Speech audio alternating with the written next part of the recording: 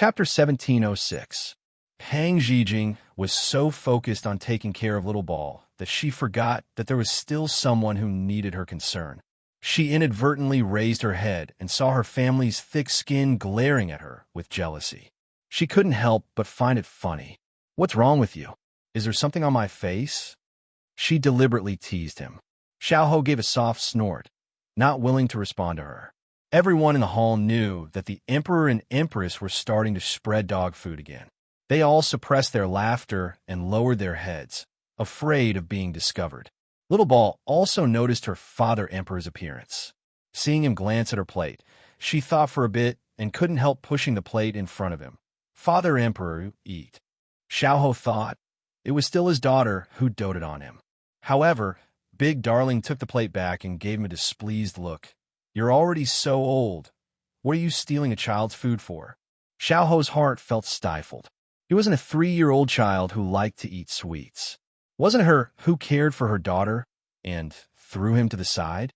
Then he heard Big Darling say, "I know it's cold. You must be hungry after working for so long. I already had the Imperial Kitchen prepare hot soup and hot rice for you.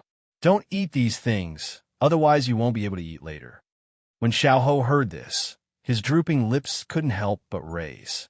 He was so happy that he wanted to kiss her, but because his daughter and the palace servants were present, he could only settle for the next best thing. He rubbed her face and revealed a smile. Pang Zhijing was dazzled by his smile. He was still so handsome, so good-looking. She thought that no matter how beautiful something was, there would be a day when she would get tired of it. However, this person in front of her kept showing his presence in front of her all day, yet she never felt tired of it. Instead, the more she looked at him, the more she liked him. The more she liked him, the more she wanted to see him. She felt like she really had a man-crazy disease that couldn't be cured. Once, she had even seriously discussed this matter with him. She hadn't thought that he would touch his face and ruefully say, "I didn't think that you were such a shallow person." She wanted to refute, but she heard him throw out, "It's fine, I'm good-looking. You can be shallow your entire life." She choked. She couldn't blame him for being thick-skinned. His skin really was thick to the point of no end. However, he was also right. Even after a few decades, when both of them had entered their twilight years, he was still good-looking. Seeing his big baby's stunned expression, Xiao was both happy and helpless. He, Xiao, had lived for so many years and had never thought of living off his looks. That was why he had racked his brains and worked hard. It was very effective in the court, but it was not effective in the harem. He didn't expect that it was this beautiful skin that had played a role. He rubbed his chin. Forget it, as long as his wife liked it. Just at this moment, a palace servant came up to ask if they wanted to serve food. Pang Zhijing nodded. Soon, exquisite dishes were served. At this time, Little Ball no longer clung to her. It also did not need anyone's help. It climbed onto the chair on its own and sat upright. Then it picked up its own chopsticks. Even though Pang Zhijing doted on her only daughter, she did not slack off in the aspect of independence. However, Little Ball's maturity today was not entirely due to her teaching. When she was in a coma for a few years, Little Ball was able to think of taking care of her. At such a young age, it was already very precious. Xiao looked at his daughter, who was eating by herself. He was very gratified, but at the same time, he remembered something. Right now, there was no palace servant by his side, so he said, "When I came back just now, I saw that the palace servants taking care of Little Ball were all slacking off. They didn't even notice that she was about to run into the snow." Pang Zhijing watched her daughter eat as she added more food for him. Hearing this, her chopsticks paused, but she continued to busy herself. "You don't have to worry. Today, I moved away the mamas by Little Ball's side to see which ones were not doing their job." He didn't expect that his big darling looked soft, but it was not easy to bully. A smile appeared on Xiao's face. "It's good that you know what to do." Hearing him mention this matter, Pang Zhijing thought for a bit, then looked at him with a shadow of a smile. Xiao was ladling soup for her. Seeing her put down her chopsticks with such an indescribable expression, his brows jumped. He had a bad feeling. "Why are you looking at me like that?" "Humph, guilty?" Pang Zhijing's mouth twitched. Xiao felt very wronged. He really did not know what he had done wrong. It was just that every time she showed this kind of expression, it meant that he was going to be unlucky. Every time he was unlucky, he would have to sleep in the imperial study. At this time, the perceptive little ball put the empty bowl on the table. She blinked and said, "Imperial father, imperial mother, little ball is going out to play." As she spoke, she got off the chair again and pattered away. Pang Zhijing picked a few people to follow before she continued to deal with the people in front of her. A few more palace maids have been stuffed into the palace. They have done a lot of wrong things. The steward mama wanted to punish them, but after checking their identities, they did not dare to move. They reported it to me. Pang Zhijing propped up her chin and looked at him with a smile. "May I ask your majesty the emperor, how should the D-daughter of the grand tutor, the second D-daughter of the general, and the D-daughter of the minister of war be dealt with?" That full smile made Xiao Ho's heart itch, but the next words made him sober. Because he only wanted to spend his life as a little rascal, he did not take a fey. Therefore, the same thing that had happened to his imperial brother had happened to him. The officials all urged him to open up a harem and take in concubines. How could he compromise? Therefore, he brought up his imperial brother and continued his style of doing things. In front of the civil and military officials, he said that he would never take a fey. Because of the previous example, the officials did not dare to say anything openly, but they thought of a way behind the scenes. They disguised their daughters as palace maids and sent them into the palace. They thought that if they received the emperor's favor one day, they would be made a Gui Fei. No one could find fault with this roundabout plan. Then there were palace maids that fell to the ground when Xiao Ho went to the imperial study and needed his help to get up. When he went to the imperial garden, there were palace maids that held pastries and needed him to taste them before he could leave. When he returned to the harem, there were a bunch of palace maids that shyly threw flirtatious glances at him. It was really annoying. They did not do proper things. They were delicate and needed others to wait on them. They made the imperial palace a mess. But because his imperial brother had just passed the country to him, Xiao Ho could not be too ruthless. He sent a lot of them back to the Fu. However, because Xiao Ho did not say it openly, the officials thought that the daughters they sent were not beautiful enough. They used different methods to send in daughters that they thought were prettier. Xiao Ho chuckled. The most beautiful woman in the world was his little rascal. Even if the others looked like flowers, he would still think that they were ugly. Now that they were shoving people to the little ball, it was no wonder that little rascal was angry. However, half of it was jealousy. Xiao Ho had originally thought of a way to solve this problem once and for all. He was just about to send someone to deal with it today. He did not expect that little rascal would come to him to settle the score. The corner of his lips hooked up, and he thought of teasing her. A helpless expression appeared on his face. The backers behind these people are not easy to deal with. I am also in a difficult position. Pang Zhijing chuckled when she heard this. "Do you still want to sleep in the imperial study tonight?" Xiao Ho choked. He had shot himself in the foot. Chapter 17:07. At this time, Xiao Ho was already 80% full. He put down his chopsticks and stared at her. "The royal study is so cold at night. How can you bear to let me sleep there?" Pang Zhijing smiled brightly at him. "How can it be cold? There are so many beauties waiting for you. Looking at them makes my heart warm." Usually, the brighter little rascal smiled at this time, the more jealous she was. Xiao Ho looked at her face and couldn't help but laugh. The smile on Pang Zhijing's face froze. She stood up angrily. "Is it fun to laugh at me? You really want to sleep in the royal study tonight? So you were lying to me." Xiao Su crossed his arms and teased her. Pang Zhijing was stunned. She raised her chin and walked into the inner hall angrily. He was right about little rascal. Xiao Ho looked at the table and waved his sleeves to have the servants take it away.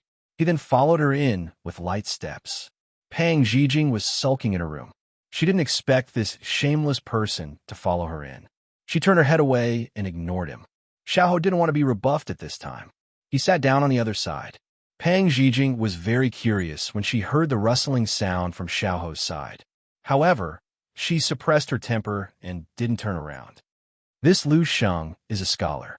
His family isn't prominent. He doesn't have the right to enter the aristocratic family's courtyard to celebrate the emperor's birthday. This setting doesn't make sense. Pang Zhijing couldn't help but say, who cares if the setting doesn't make sense? It's just a cheat for the protagonist. Otherwise, how could he meet that young lady? As she spoke, she suddenly realized something. She turned around and saw the book in his hand. Wasn't it the book that she had stuffed into the cushion? She had forgotten about it, because she was angry with him. She didn't expect him to be so sharp and find it. Because the folk customs of Xixian were open, when these novels describe romantic love stories, they would always add some explicit words of love or descriptions of intimacy. But for Pang Zhijing, who came from the modern world, this was nothing. She had read even more explicit ones.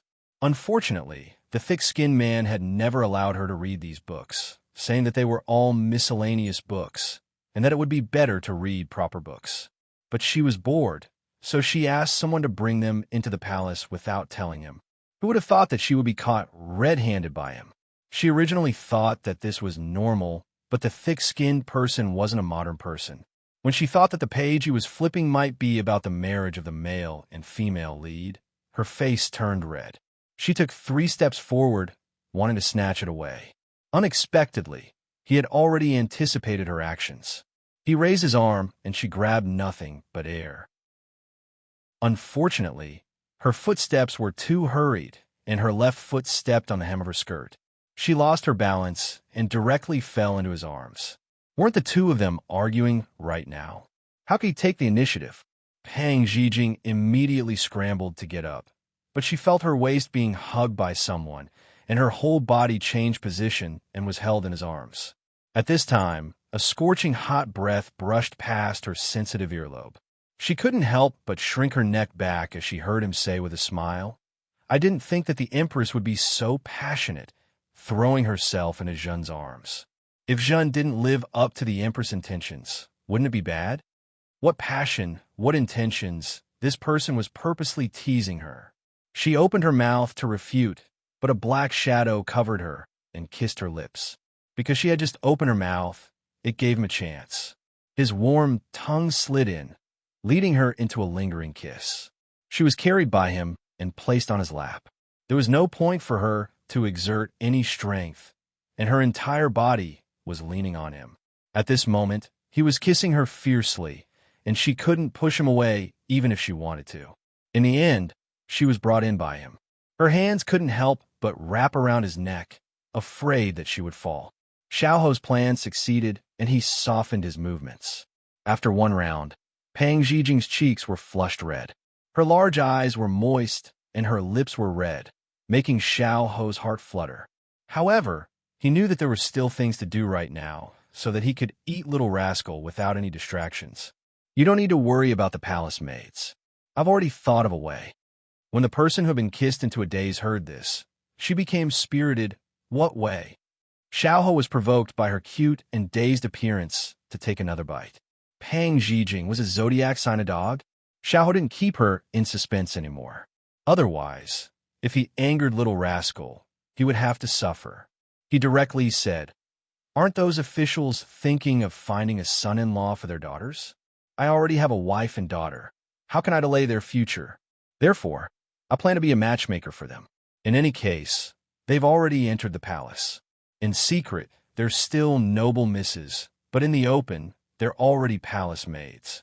I can't marry a few palace maids to the soldiers guarding the borders, right? Pang Zhijing was stunned. Marrying a delicate official's daughter to a soldier at the borders. Only he could think of such a thing. However, people who could think of stuffing their daughters into the palace and vainly hope to gain the emperor's favor weren't good people either. Therefore, Pang Zhijing didn't sympathize with those officials at all. She beamed as she hugged his arm and said, This way, the soldiers at the borders will also have their personal problems solved. How amazing! A trace of coldness flashed through Xiao's eyes. Those who had the nerve to make things difficult for his people, he didn't mind returning the favor. Later on, after Xiao released the news, those noble palace maids cried and yelled, wanting to go home. The officials were so frightened that they immediately used their connections to redeem their daughters, afraid that they would really be sent to those places where birds wouldn't shit and chickens wouldn't lay eggs. In less than 2 days, the harem was quiet. Even the native palace maids were very well behaved. They were just short of having obedient servants written on their faces. However, this was a story for another time. The camera pulled back to the inner palace. After the official business was finished, it was time to do some private matters. Xiao hosted up with her in his arms and walked towards the bed. Pang Zhijing hurriedly grabbed his collar. "What are you doing? Put me down." Exercising after the meal. He was only 80% full just now. He left 20% of his stomach just to eat her. As she spoke, he had already pressed her down on the bed. "I'm not full yet." She wanted to use the excuse of continuing to eat lunch to escape. However, someone was very shameless. "Not full yet? It's okay. I will feed you later." Hey, how could he say such things? "I read your storybook just now. It's quite interesting. Let's try it."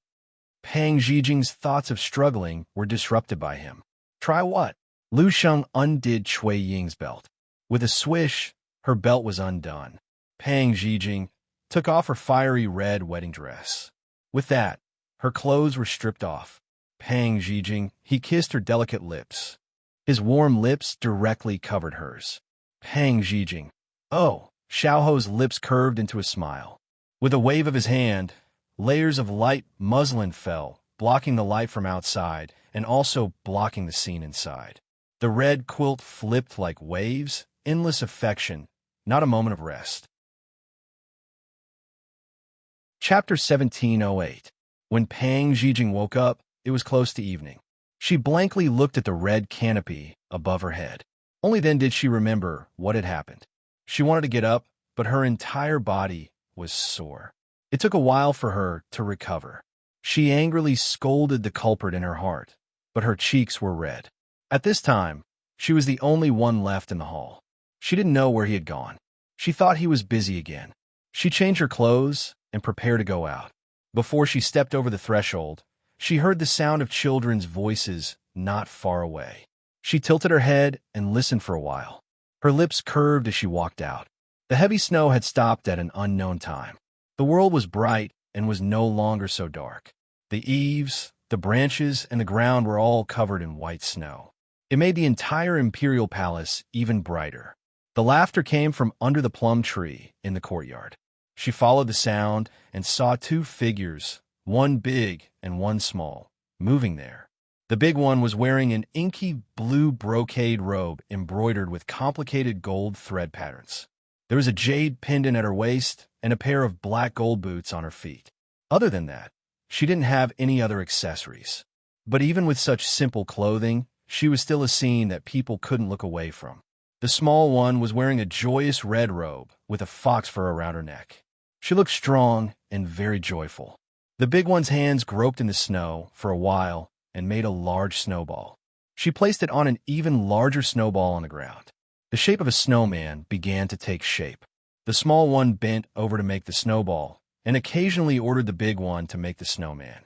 "Nyang Nyang, are you going to find His Majesty and the little princess?" The female official who was attending to the side asked with a smile. The female official hadn't been in the palace for long. This new emperor and empress was the first master she served.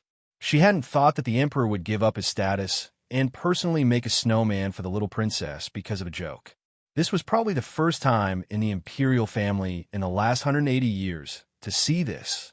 There were many people who wanted to curry favor with the emperor. As long as they moved their lips, the entire courtyard would be filled with snowmen. However, the emperor had made it himself.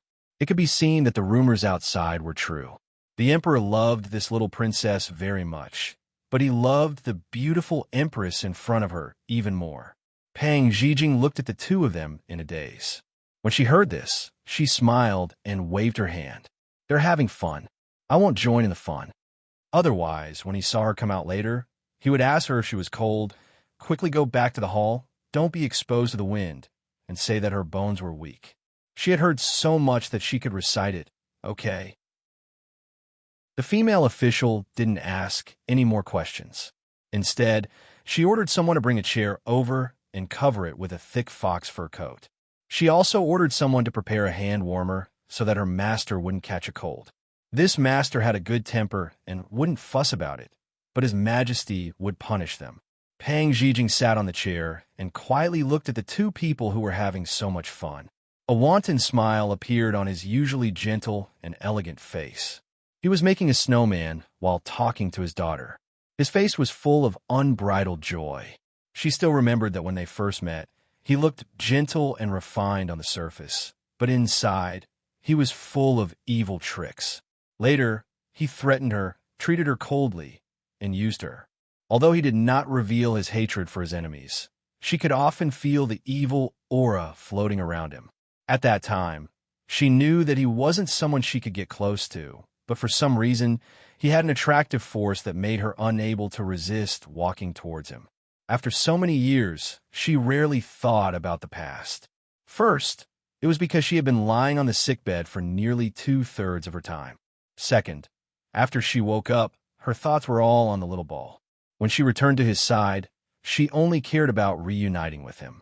Now, she saw that his evil aura had disappeared and was replaced by true gentleness. His smile didn't reach his eyes anymore.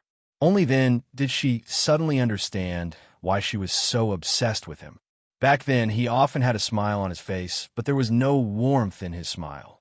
It was like a mask to protect himself or confuse others. In his eyes, she saw the loneliness of the sea of stars, the gloominess without light. It was like standing on a lonely mountain with an empty cliff behind it. Her heart was moved.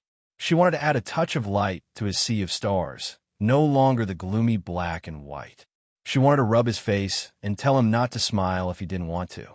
She wanted to stand behind him and tell him that he was no longer alone. Originally, she wanted to get close to him, but later on, it was already too late for her to withdraw. When they first met, he saved her. When she ran away, he saved her again. Later on, she didn't know why, but every time she made a mistake, she didn't worry about being punished, because she was sure that he would clean up the mess for her. From liking him to falling in love with him, it was just a few steps away. Now, she finally achieved her wish. His eyes were filled with a brilliant river of stars and flowers blooming in the warmth of spring. He was no longer lonely. The blooming of the flowers of the mountain was so beautiful. The little ball's soft voice sounded by his ear. "Imperial Father, I'll give you a small branch. That way, the snowman will have hands." "Okay, Imperial Father, can I wrap the snowman in a fox fur coat? I'm afraid it will be cold at night." Xiao lowered his head to look at the little darling's large watery eyes and chuckled.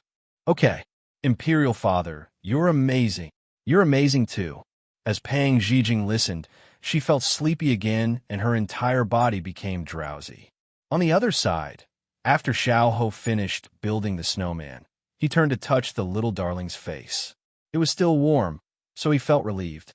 He pulled her hand to his neck to warm it up. "Imperial Father, the little ball isn't cold." Her hand had just touched the snow, and it was cold. Xiao smiled but didn't say anything. When her hand was warm, he took the small heater from the palace servant and stuffed it into her hand. "Imperial Father's skin is thick and isn't afraid of the cold. You're still young, so you need to take care of yourself. Otherwise, your mother will be worried." The little ball thought that she had come out to build the snowman behind her mother's back and immediately smiled mischievously. "I know." Xiao touched her face, then led her back. He didn't expect to see the person sitting under the eaves with a smile like a flower. "It's over, your mother saw it." Xiao rubbed his nose. The little ball immediately deflated like a balloon. "Then what should we do? Why don't the little ball take the initiative to admit her mistake?" Xiao Hoxin thought that if little rascal wanted to stop them, he would have opened his mouth a long time ago. He wouldn't have sat there for a long time.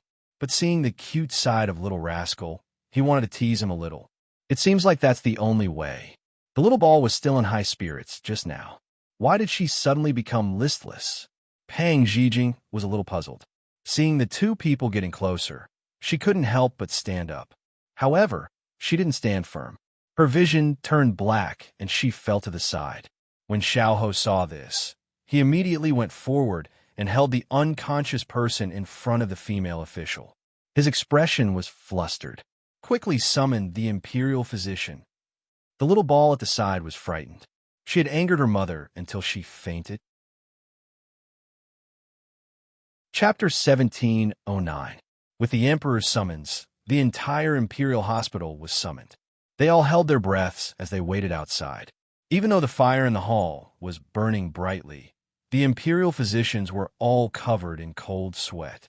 Even though the cold wind was blocked outside, the Emperor sitting in the hall was emitting cold air. It was colder than the wind in the middle of winter. They originally thought that there were only these 3 masters in the inner palace, so they could happily eat melon seeds and shake their legs. They didn't think that once something happened, they could lose their lives. Seeing this situation, if there was any problem with the Empress body, the entire Imperial Hospital would be buried with her. Thinking of this, the Imperial physicians felt their bodies become even colder. Xiao still hadn't recovered from the scene just now. In front of him was still the scene of little rascal with her eyes closed. He couldn't help but think of that year at the edge of the cliff, when she broke free from his hand and disappeared in front of him in the blink of an eye. The fear of that time once again came to his heart. He couldn't control the panic in his heart as he tightly gripped the armrest of the chair. His gaze landed on the person lying silently on the bed. In the eyes of outsiders, his expression was calm, but only he knew that his heart was in chaos. Little Ball was curled up by his leg. No matter how the palace maids tried to persuade her, she wouldn't leave. Father Emperor, Mother Empress will be fine, right? Little Ball will be good in the future and won't make Mother Empress angry again. Xiao lowered his head to look at his daughter, who was holding back her tears. His heart ached. He raised a hand to cover her head and softly said, "Your Mother Empress will be fine."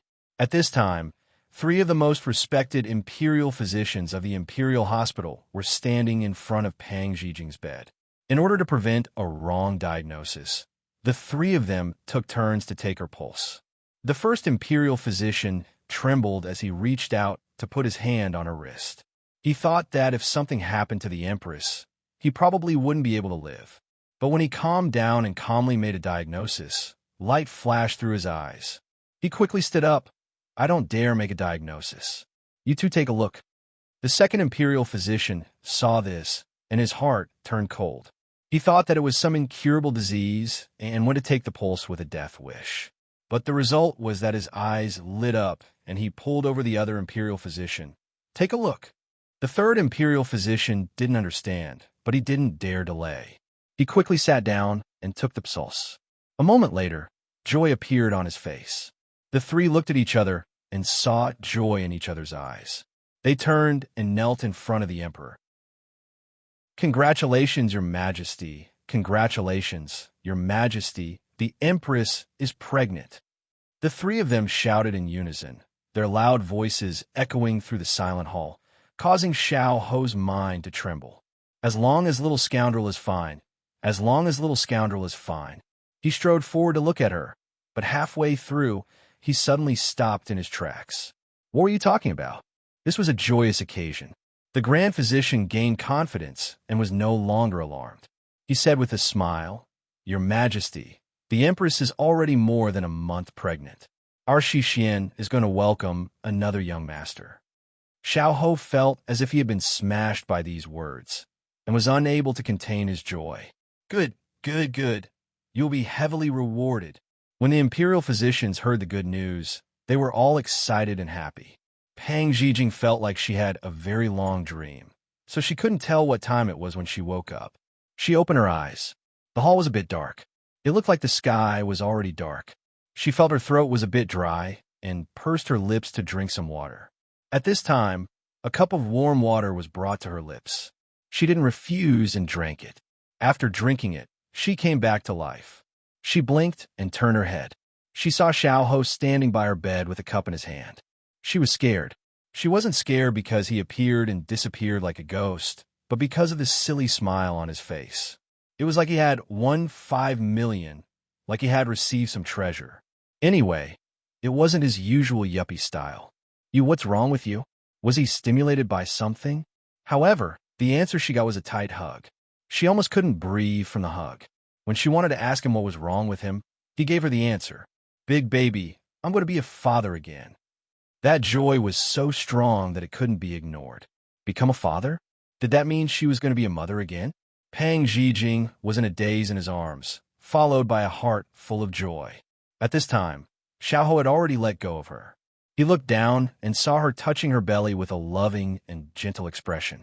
He couldn't help but reach out and place his hand on the back of her hand. That was the child she was pregnant with. Pang Zhijing looked up to say something to him, but she was covered in kisses.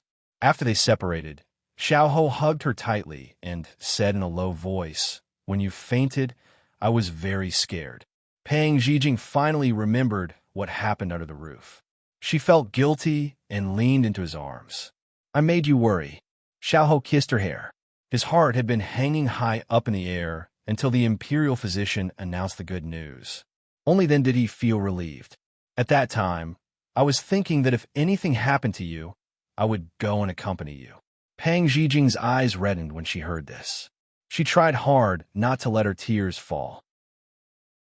"Don't forget that you are the emperor. So what if I'm the emperor? If you don't have a wife, what's the point of having a country?" He had thought about it. If she left, he didn't want anything. He didn't want his home. He didn't want his country. He didn't want the world. He would accompany her to the ends of the earth, heaven, and hell. "That won't happen.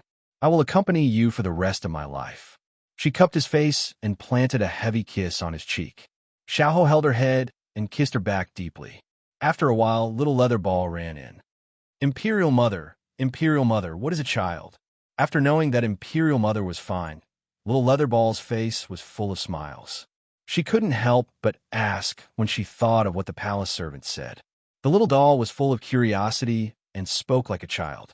Pang Zhijing took her hand and said with a smile, "It means that little Leatherball will be an older sister in the future." Little Leatherball's eyes widened and she looked around. Where?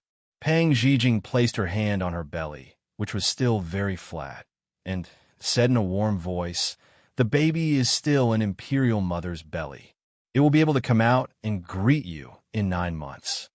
Little Leatherball made a wow sound and carefully touched it. Then, she seemed to have made a very big decision. Little Leatherball will be a good older sister. She would give all the delicious food, fun things, and beautiful things to the baby. She would protect the baby, take care of the baby, and not let anyone bully it. Xiao watched this warm and cozy scene, and his heart was as soft as water. His entire body felt warm. He began to calculate in his heart. Little Rascal had been raised in the palace for a year, so his body was more or less recovered. He didn't need those medicinal herbs anymore, so this throne was useless to him. He had to think carefully about how to get rid of this hot potato. Chapter 17:10. When Tao Tao returned to the Devil Valley, it was already the 3rd month of spring. Disciple greets master. With a faint smile, she knelt in front of person. On the main seat, the person who was being kneeled did not look at the disciple she had not seen for a few years. Instead, she slowly took a porcelain bottle from the side. Her fingers were as white as jade, and her movements were very elegant. Her sleeves slid down a few inches, revealing her white wrist. Just by looking at her beautiful clothes, snow-white skin, and posture, people who did not know would definitely think that she was a noble lady. However, on that gorgeous face, the first thing that caught people's attention was those full and sexy lips. But what was surprising was that those lips were actually purple. Her lips were raised all year round, giving people a kind of eerie feeling for no reason. Smiling lips and not smiling eyes. Her eyes revealed 3 parts indifference, 3 parts bloodthirsty, and 4 parts devilish aura. With just one glance, it was enough to make people faint. This was also in line with the rumors about the Devil Doctor. But perhaps no one would have thought that the woman in front of them looked to be in her 20s, but was actually over 40 years old. Outside, there were rumors that she was vicious and merciless. Her temperament was unpredictable, and she liked to gather yang to nourishing. Therefore, if a little fresh meat unexpectedly went missing in the jianghu, everyone would think that she was the one who took it away. Regardless of whether the person fell into the water, fell off a cliff, or was blown away by a strong wind, they just wanted to put the blame on the Devil Doctor. But no one could prove that gathering yang to nourishing. But her temperament was unpredictable, and it was currently on display.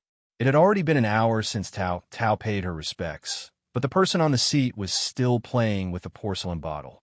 The people serving on both sides were looking down, completely not caring what was so fun about the porcelain bottle. Although it had been a while, Tao Tao was still kneeling straight, but there was a lot of sweat on her forehead, and her face was a little pale. After all, the winter chill had not passed, and the ground was very cold. Moreover, they were in this valley, so the cold air was much worse.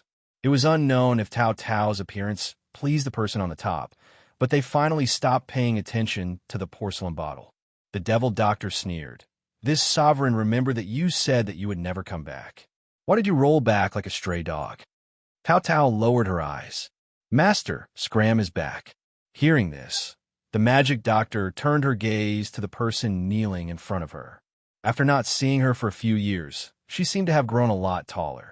Her appearance had also improved by a few notches. She raised her eyebrows.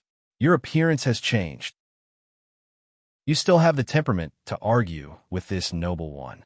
You're still as stubborn as a rock in a latrine." Tao Tao smiled and said, "Master is still as beautiful as before." Hearing this praise, the magic doctor benevolently raised his chin. "Why are you kneeling? Get up and speak." Tao Tao cursed in her heart. How would she dare to get up when you didn't tell her to? She wanted to get up, but she realized that her legs were numb. Frowning slightly, she pushed herself up slowly with both hands, but before she could recover, her face turned even paler. "Where's that beautiful young man of yours?" Although these words were spoken lightly, the devil doctor's tone was not casual. Instead, he looked at her expression with schadenfreude. If she showed even the slightest bit of pain, then he would be even happier. Unfortunately, Tao Tao did not do as he wished. It was as if she had just heard an ordinary passerby. She shrugged. "Broke." Although the devil doctor did not see what he wanted, he still maintained a high level of curiosity towards her answer. "Broke?" This noble one remembers that when you left, you made a solemn vow. Why did you scram back like a stray dog? The corner of Tao Tao's mouth twitched, but she still answered truthfully. Her words carried a hint of self-mockery. "The fallen flowers have feelings, but the heartless brook has no feelings. Otherwise, what other reason could there be?" The devil doctor scoffed. "As expected, so you thought of returning to the sect after being abandoned?" As he spoke, the devil doctor suddenly covered his face and wept. "Tao Tao, back then, you were ungrateful. You abandoned this noble one and a group of senior and junior brothers and sisters to go far away with your lover. Do you know how sad this noble one was?" "Sad?" Tao Tao rolled her eyes in her heart. "You seem to have put on quite a bit of weight in the past few years. But what kind of novel has Master been obsessed with recently? Why is the style so strange?" At this moment, the devil doctor's expression changed again. He sneered disdainfully. "Now that you think of our good, you want to crawl back? What kind of place do you think the sect is?" Before returning, she had already expected that she would face her master's interrogation. She tried her best to act pitiful. "Shifu, acting pitiful? It's no use." A faint sneer appeared on the devil doctor's face. If one looked closely, they would see the coldness in her eyes. Her voice was soft, but it carried a murderous aura. "Where is he? Did you kill him?" That's right, the devil doctor was unpredictable like this. She could be amiably talking to you one moment, but the next moment, you could be dead. In her eyes, if she was unhappy, she would kill. If she didn't like the look of her, she would kill. If she was happy, she would kill. If she liked the look of her, she would kill. There was no morality or justice to speak of it all. She would do as she pleased. Even towards her own disciple, she had never shown mercy. Some people said that she was crazy, some said that she was a tyrant, and some said that she was a malicious spirit. In any case, she did things according to her preferences. So at this moment, in her opinion, since she couldn't catch that person, she might as well kill him. If she couldn't obtain him, she would destroy him. Tao Tao's fingers slowly clenched, her nails digging into her palms. When she knelt just now, her entire body was stiff. Her senses had yet to recover, so she could only rely on external forces to keep herself awake. "No, you didn't let me down. We just didn't meet each other's eyes." "Humph." The devil doctor looked at her with disdain. I, the devil doctor's disciple, have no reason to be bullied. Why don't this lord send a few people to help you vent your anger? Do you think we should use heartbreak grass or crane red crown? I feel like we should first chop off his hand, then let him watch as his blood dries out. That's not bad either, but these methods aren't new. Do you have any good ideas? Tao Tao knew that her master wasn't just saying this casually. She was really asking her. Her master was bloodthirsty by nature. Her beauty and gentleness were only on the surface, but her methods were ruthless. Last time, someone offended her, and she directly drained his blood, then hung his corpse in front of someone's door. Tao Tao smiled lightly. I've trouble, master. That person has nothing to do with this disciple anymore. If master wants to kill or cut him, you don't need to ask for this disciple's opinion. The devil doctor's gaze lingered on her face. When she couldn't find any flaws, she slumped her shoulders and said uninterestedly, not fun at all. Forget it, forget it. Spare his life. Tao Tao's brows moved slightly, and she sighed in relief. She knew that if she didn't go along with her master's wishes, then he might really be in danger. As expected, her master didn't find any fun with her and gave up on her own. Although she really had nothing to do with him, she didn't want him to be hurt for no reason. The devil doctor changed the topic again. 3 parts smile, 7 parts hostility. You returned to Sichuan 2 months ago. If you wanted to come back, based on your speed, you should have been back in a month. You've only just arrived. Do you really think this lord's place is a place that takes in cats and dogs? Tao Tao was oppressed by the aura she released, and a trace of blood leaked out from the corner of her mouth. Chapter 17:11. Tao Tao calmly raised her hand to wipe away the blood at the corner of her mouth, suppressing the taste of blood in her throat. She tried her best to keep her expression as normal as possible, but her face quickly paled and blood overflowed again. She tried to wipe it several times, but to no avail, so she simply gave up and raised her head to look at the person in front of her. Master, you've misunderstood. This disciple didn't stay outside for fun. When this disciple set foot in Sichuan, this disciple had already decided to return to the sect. It's just that I was held back by some matters, so I returned a month late. Please forgive me, Master. Master was a very domineering person. She thought that she came back because she had nowhere else to go, so she was angry. After all, she was the one who wanted to leave. Oh, I'll believe you for now. The demonic doctor's expression changed, but it was even more sinister. Let me ask you, why did you come back? Haven't your wings hardened? Tao Tao once again knelt on the ground and lowered her head. Master, after this disciple walked around outside, I realized that the Devil's Valley is still the best. It can't be compared to the outside world. Who didn't like to hear good words? The demonic doctor also fell for it. Her expression eased a little, and she wasn't as sinister as before. However, she threw out another cold sentence. Give me a reason. Why should I let you stay? If you can't give me a satisfactory one, then pick one of those bottles over there. There was a well-made table by the right side of the hall. It was filled with all kinds of beautiful porcelain bottles, just like a work of art. However, beautiful things were often poisonous. So as long as one touched a little of the things inside, they could report to the king of hell. Master had always liked to make the world's most poisonous people look beautiful. She glanced at the things on the table from the corner of her eye. She knew that there were many new things in the past few years when she wasn't here. They were probably all offered by her senior and junior brothers. She retracted her gaze and propped her hands on the ground. She bowed and said, Master, do the words from back then still count? If they count, can this be a reason for this disciple to stay? It took her 2 months to finally convince herself to make this decision. The demonic doctor's eyes lit up. Are you serious? Tao Tao was still prostrating on the ground. She took a deep breath. Yes. The demonic doctor smiled and rubbed her hands together. At this moment, she seemed to see that she was injured from the pressure she released. She covered her mouth in surprise. Little Tao, why are you so weak? Vomiting blood at the drop of a hat? Master's heart aches. It's obvious that the feng shui outside is not good. You should stay in the Devil's Valley. Tao Tao wasn't happy because of her concern, but when she heard her calling her little Tao Tao again and no longer referring to herself as the main body, she finally heaved a sigh of relief. It seemed that her master was willing to let her stay. "Don't worry, master. Your disciple will be fine after taking some medicine." The magic doctor nodded. "All right, get up. I haven't seen you for a few years, and your temper has softened quite a bit." Tao Tao stood up and pretended not to hear anything. After the conversation, just now, Tao Tao felt that her body was not as strong as she wished. She wanted to take her leave first. Otherwise, in her current state, it would be very difficult for her to fight with her master. If she was not careful, she might lose her life.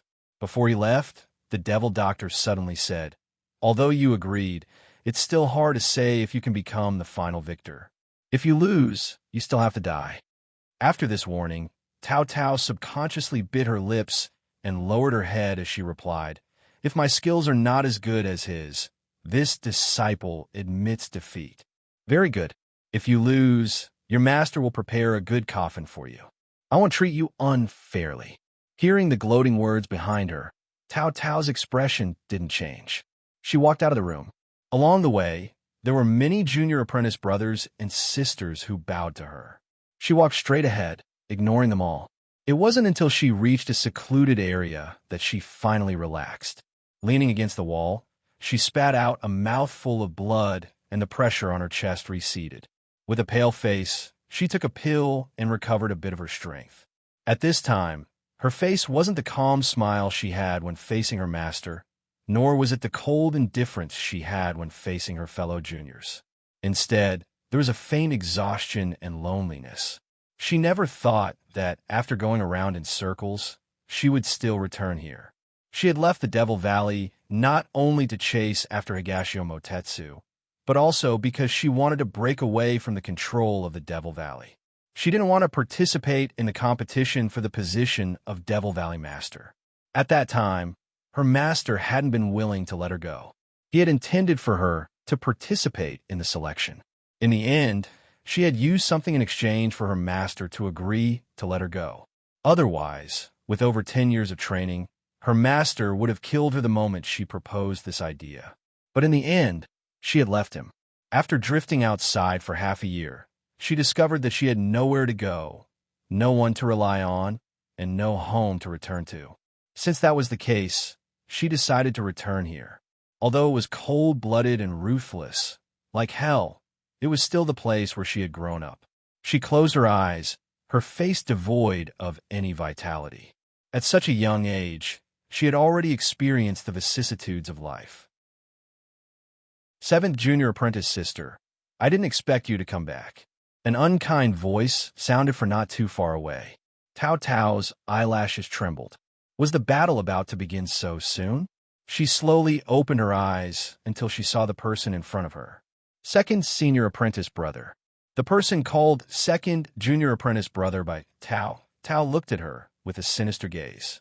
"Junior Apprentice Brother, I recently took in a pet. Do you want to greet her?" Without waiting for Tao Tao's reply, he stretched out his hand. A black-spotted viper, as thick as a forearm, slithered out of his sleeve, its tongue flickering as it stared coldly at Tao Tao. Moon Palace Branch. Xuanqi Zimo stood in front of an enchanting man dressed in luxurious clothes, respectfully making a report. "Our subordinates have sent news."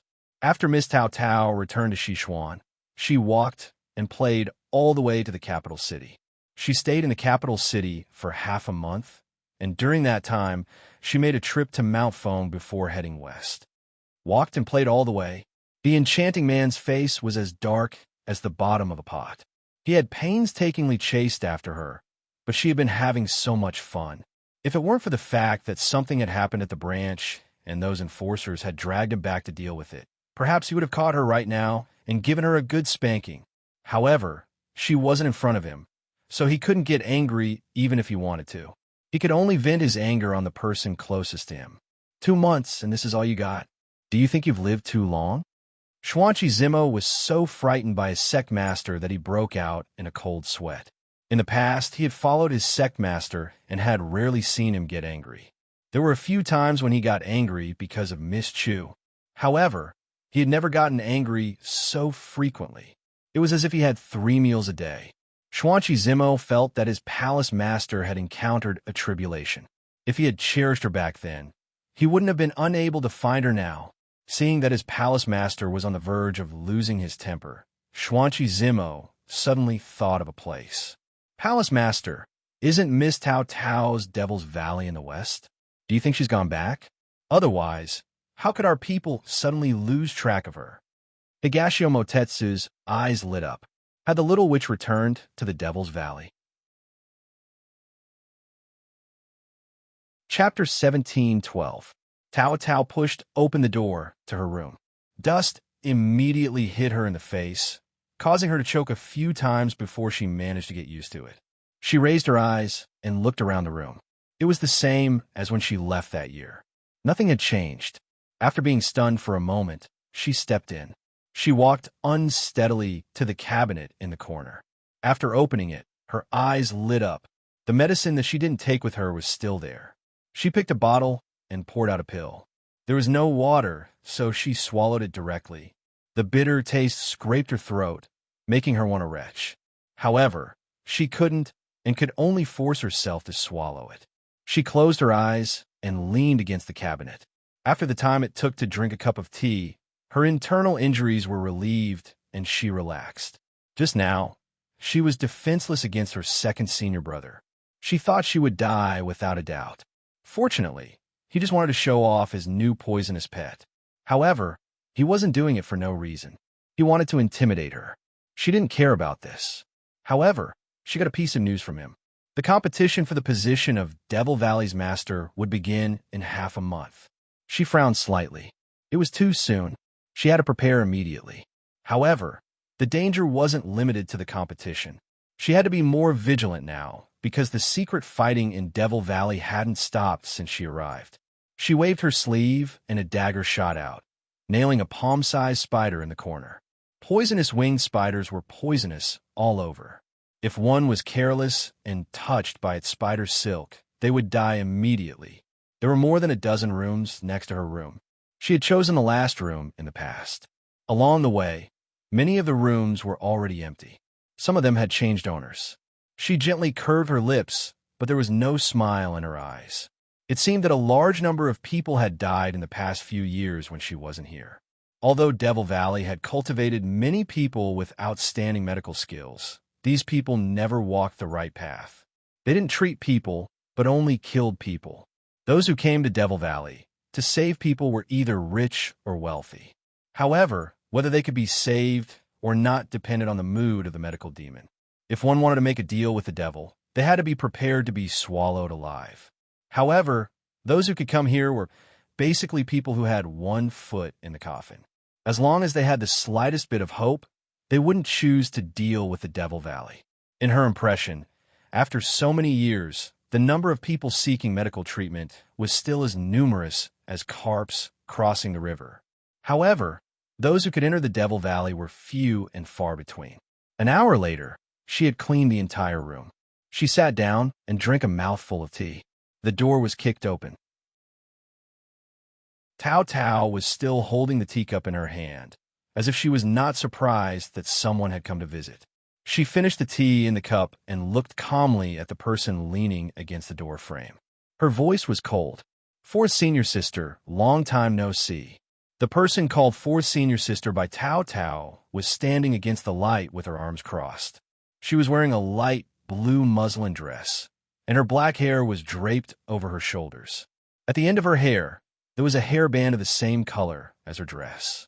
She gave off an elegant feeling like an immortal. However, everyone in the Devil Valley knew that this person was called Drifting Bones. The blood on his hands was like the misty rain in Jiangnan, drifting endlessly. Little Seven, I thought you wouldn't come back. The muslin fluttered as if a spring breeze was blowing. In the blink of an eye, the person was already in front of her. Drifting Bones' Qigong was outstanding. In the Devil Valley, no one could defeat him. At this time, her beautiful eyes were smiling, but her fingers were already holding Tao Tao's neck. Her expression was a bit cold. Tao Tao's expression did not change. The corners of her mouth curved naturally. It was not a smile, but a habitual action. She ignored the slender fingers holding her neck and said, Fourth senior sister, is this how you treat your junior sister who just came back? Isn't this gift too big? Drifting Bones said innocently, I just want to see if you've lost weight or gained weight outside. You're wearing too many clothes, so I can't tell. I can only choose the most ready-made and direct. Your neck is still so thin. If I'm not careful, it will break. It's too fragile.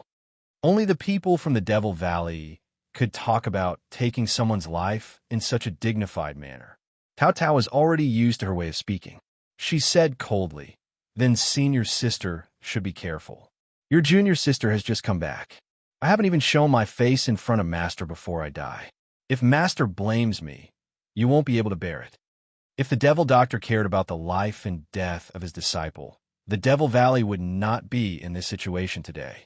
However, Drifting Bones still accepted it. She released her fingers and looked at Tao Tao with her arms crossed. Her gaze was still cold. That's true. You're the heir candidate that Master values the most. If I defeat you like this, it won't be easy to explain to Master. She chuckled. The news of your return has already spread throughout the Devil Valley. I heard that third senior brother has already met you. There will probably be many people who can't wait to catch up with you after such a long separation. That won't disturb you. As she spoke, she had already turned and floated to the door. She laughed. Oh, you don't die so early. I'm looking forward to fighting with you. As soon as she finished speaking, she had already disappeared. If not for the wide open door and the faint fragrance in the air, everything that had just happened would seem like an illusion. She threw a piece of agarwood incense into the incense burner on the table. Light smoke rose in spirals, dispelling the poisonous fragrance in the air. This was the Devil Valley. There was no teacher-student relationship, no camaraderie between fellow disciples. Master could take your life with a flick of his finger, senior brother could threaten you with a poisonous snake, and senior sister could secretly poison you. If Qin Yin was here, she would probably scold her for choosing to come back. However, she had no other choice. Then from now on, she would just live one day at a time. She stood up and checked the medicine cabinet. If she wanted to live, she had to fill up her protective items. 3 days later, a purplish figure appeared in the bamboo forest outside the Devil Valley. Palace Master, the Devil Valley is up ahead. Xuanqi Zimo rubbed the goosebumps on his arms, trying his best to make his voice sound normal. Although the air in front of him was fresh and the bamboo forest was lush, based on his many years of experience in the Jianghu, this place was gloomy and surrounded by a strange fog. Although the sun shone in, it couldn't dispel the chill inside. The deeper he went into the bamboo forest, the colder it became. Higashio Motetsu waved his folding fan as if he didn't feel the strangeness of the forest. There was a faint smile in his eyes, and the corners of his mouth rose slightly. This is where she lives. Not bad, not bad. The corners of Xuanqi Zimo's mouth twitched. As expected, beauty was in the eye of the beholder. Even this damned place was not bad. Palace Master, this Devil Valley has a bad reputation in the Jianghu. How are we going to enter? Higashio Motetsu looked at him as if he was an idiot. Of course we're going to walk in. Xuanqi Zimo. Higashio Motetsu retracted his gaze and his smile deepened. He wondered if the little witch would be surprised to see him. He was looking forward to it. Chapter 17:13. On this day, Tao Tao was studying a new prescription when someone suddenly knocked on her door. She was puzzled. The people who should have come looking for trouble had already come, so why was there someone looking for her today? She put down the things in her hands and walked over to open the door. She didn't expect it to be one of her master's servants. Seventh senior sister, Master is looking for you, the little boy said with a cold expression. Ever since she returned, her master rarely took the initiative to look for her. Why did he suddenly summon her today? The thought flashed through her mind, but she didn't delay the conversation. I understand. I'll go over now. She closed the door and followed behind the little boy. After thinking for a moment, she asked, Do you know why Master is looking for me? The little boy shook his head. Tao Tao put away her curiosity and quietly followed behind him. Until the cold and exquisite courtyard appeared in front of her eyes. She stood there for a moment, took a deep breath, and then walked in. Master! She bowed to the person sitting on the main seat. The magic doctor was admiring her newly dyed nails. They were as red as blood. She had a satisfied expression on her face.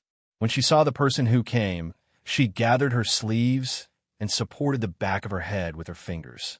She casually raised her chin and had her stand up. "Have you adapted well after being back for a few days?" Tao Tao smiled. "Thank you for your concern, Master. Everything is good. Master heard that your senior brothers and sisters went to visit you.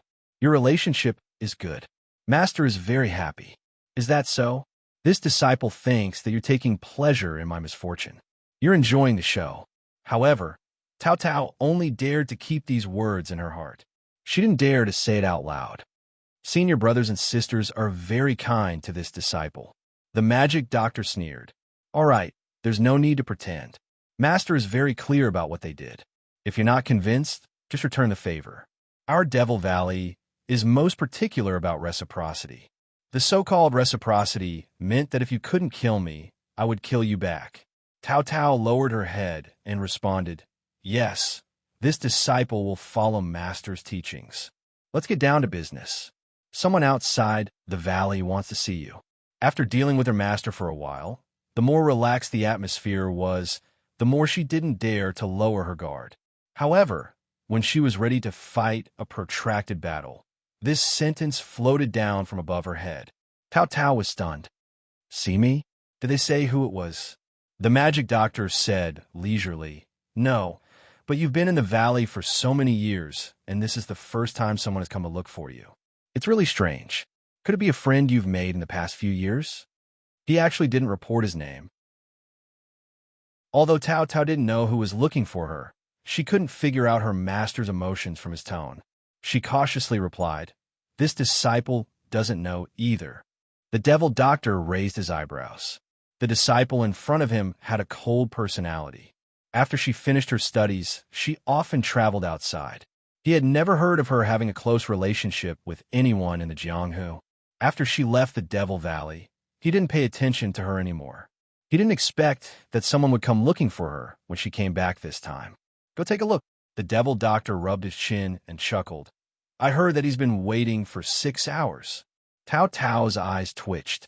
It wasn't the first time that her master had left someone hanging. She nodded in agreement and turned to leave. "If you're friends, you can reminisce about the past. Don't forget to come back. If it's a man who doesn't like you, kill him." The devil doctor's chuckling voice came from behind her. Even though she was standing next to the stove, she could still feel the bone-chilling cold. She lowered her eyes. This disciple understands. Walking out of the courtyard, she looked at the shadows of the bamboo forest in the distance and smiled self-deprecatingly. No matter who it was, it wouldn't be him. So there was nothing to worry about. However, when she walked out of the Devil Valley and turned a corner into the bamboo forest, she saw a person leaning against a huge mountain rock. Her figure suddenly paused. She didn't expect it to be him. It was actually him. Confusion flashed through her eyes before indifference covered it again. She didn't even think about it and turned to leave. Higashio Motetsu held a folding fan in his hand. He closed his eyes and waited quietly. He knew that the Devil Valley's way of doing things was different from ordinary people. So when he came, he was prepared to wait. He waited for half a day, but he wasn't in a hurry. He had already waited for half a day. His ears were sharp. When he heard the familiar sound of footsteps, he had already jumped down from the mountain rock and was prepared to welcome this heartless little demoness. But what he didn't expect was that before he could see her face clearly, she had already turned to leave. He immediately appeared in front of her in a flash. "You're leaving without even seeing me?" Looking at the handsome man in purple robes in front of her, Tao Tao was dazzled for a moment. There are some people who, no matter what situation they were in, would always have a dazzling light that couldn't be ignored. Unfortunately, she didn't want to look at him anymore. She retracted her gaze and said indifferently, "What's the matter? I'm looking for you." Higashio Motetsu didn't notice anything strange about her. He closed his folding fan and smiled wickedly. "Why are you looking for me?" she still asked indifferently. At this time, even Higashio Motetsu, who was immersed in the joy of reuniting with her, also noticed that she was different. She was still the same person, but there was no smile in her eyes. Her expression was cold, and her voice was flat. She looked at him as if she was looking at a stranger. Moreover, when he approached, she took a step back without leaving a trace. Only when they were separated by a distance did she raise her head to talk to him. Tao Tao, for a moment, he forgot what to say. If there's nothing else, I'm leaving. Don't go near the Devil's Valley in the future. She didn't look at him and directly walked past him. However, when she brushed past him, he suddenly reached out and grabbed her arm. His strength wasn't too strong or light, but she couldn't shake him off. She stopped and said indifferently, "Is there anything else?" Higashio Motetsu looked at her from the side. "Are you angry with me?" Thinking of how sad she was when she left, his heart softened and he asked softly. No, she didn't care anymore, so why would she be angry? Her answer was simple and concise. Higashio Motetsu subconsciously touched his nose. It was obvious that she was angry, which was why she was so cold to him. He smiled, his phoenix eyes clear and untainted. He said seriously, "I was wrong before. I hurt you. I apologize to you." Tao Tao was slightly stunned, seeing him standing in front of her with a smile and apologizing to her for the past. This was a scene she had never imagined. This was the first time she saw him smile so beautifully at her. But things had changed a long time ago, hadn't they? She nodded. "I accept your apology." As she spoke, when he smiled and his strength weakened, she withdrew her hand and looked up at him. Her voice was very soft. "Young Master Daunting, I saved your life. You've been pestered by me for several years, so the favor is canceled out. From now on, we don't owe each other anything." The smile on his face froze. He looked at his empty hand, as if something had disappeared with it. He looked at the beautiful woman in front of him. He didn't know why, but although the distance between them was very close, he felt that they were very far apart, so far that he felt a little flustered. Chapter 17:14. Just as she was about to leave again, he no longer cared about anything else and reached out to block her path. "Tao Tao, listen to me. I didn't go to Luocheng with Qing Yin and the rest. After you left, I've been looking for you." "So what?" Tao Tao looked at him with some confusion. Daunting Wang Yu didn't know if it was because her eyes were too calm or because her emotions were too distant. Daunting Wang Yu couldn't help but take a step forward. She wanted to hold her hand, but she frowned and avoided it. There was a hint of impatience in her eyes. Although he was rejected, he didn't show too much disappointment. Instead, he met her eyes and said softly, "You were angry that I didn't bring you to Luocheng. Later on, I didn't go. Can you calm down now?" Tao Tao looked at his serious expression and finally felt tired. When you like someone, your eyes would be filled with spring flowers. "Although I like you, it has nothing to do with you." But how could it have nothing to do with you? When the wind blows, the clouds move. When the leaves fall, the water ripples. You will be happy because of his words, your feet stepping on cotton and your heart fluttering. And it is also possible that because of his words, your love will collapse like crushing dry twigs into autumn. At this moment, she felt that her heart had already entered autumn and was soaked in frost. She looked up and curled her lips slightly, but her words were like winter in the 12th lunar month. "Do you think I left because of that reason? You'll never understand. In the future, you don't need to understand. I still have things to do, so I won't take up your time. Don't step into the Devil's Valley in the future." After she finished speaking, she didn't look at him anymore. Instead, she walked past him and walked out of the bamboo forest. He raised his hand to hold her, but the elegant hem of her clothes flowed past his fingertips like water and left in an instant. A gust of mountain wind blew past, blowing up their clothes and making them dance in the air. They were entangled for a short while, but they soon separated and went further and further away. Higashio Motetsu turned around when she left. He watched her slim figure slowly walk into the misty white fog. It was as if she was walking out his life just like that, step by step. In that instant, his heart was empty, and in a place where he couldn't see, 2 lines of tears flowed down from her bright eyes. "I only want your attention and care, but you won't understand." Since he didn't understand, why did he come? Why don't you go far away and never appear in front of me again? Just like that, he watched her walk out of the bamboo forest until she disappeared. Higashio Motetsu's heart was filled with boundless emptiness. At this moment, Shuanchi Zimo scratched his head and walked out. He cautiously asked, "Palace Lord, you're letting Miss Tao leave just like that?"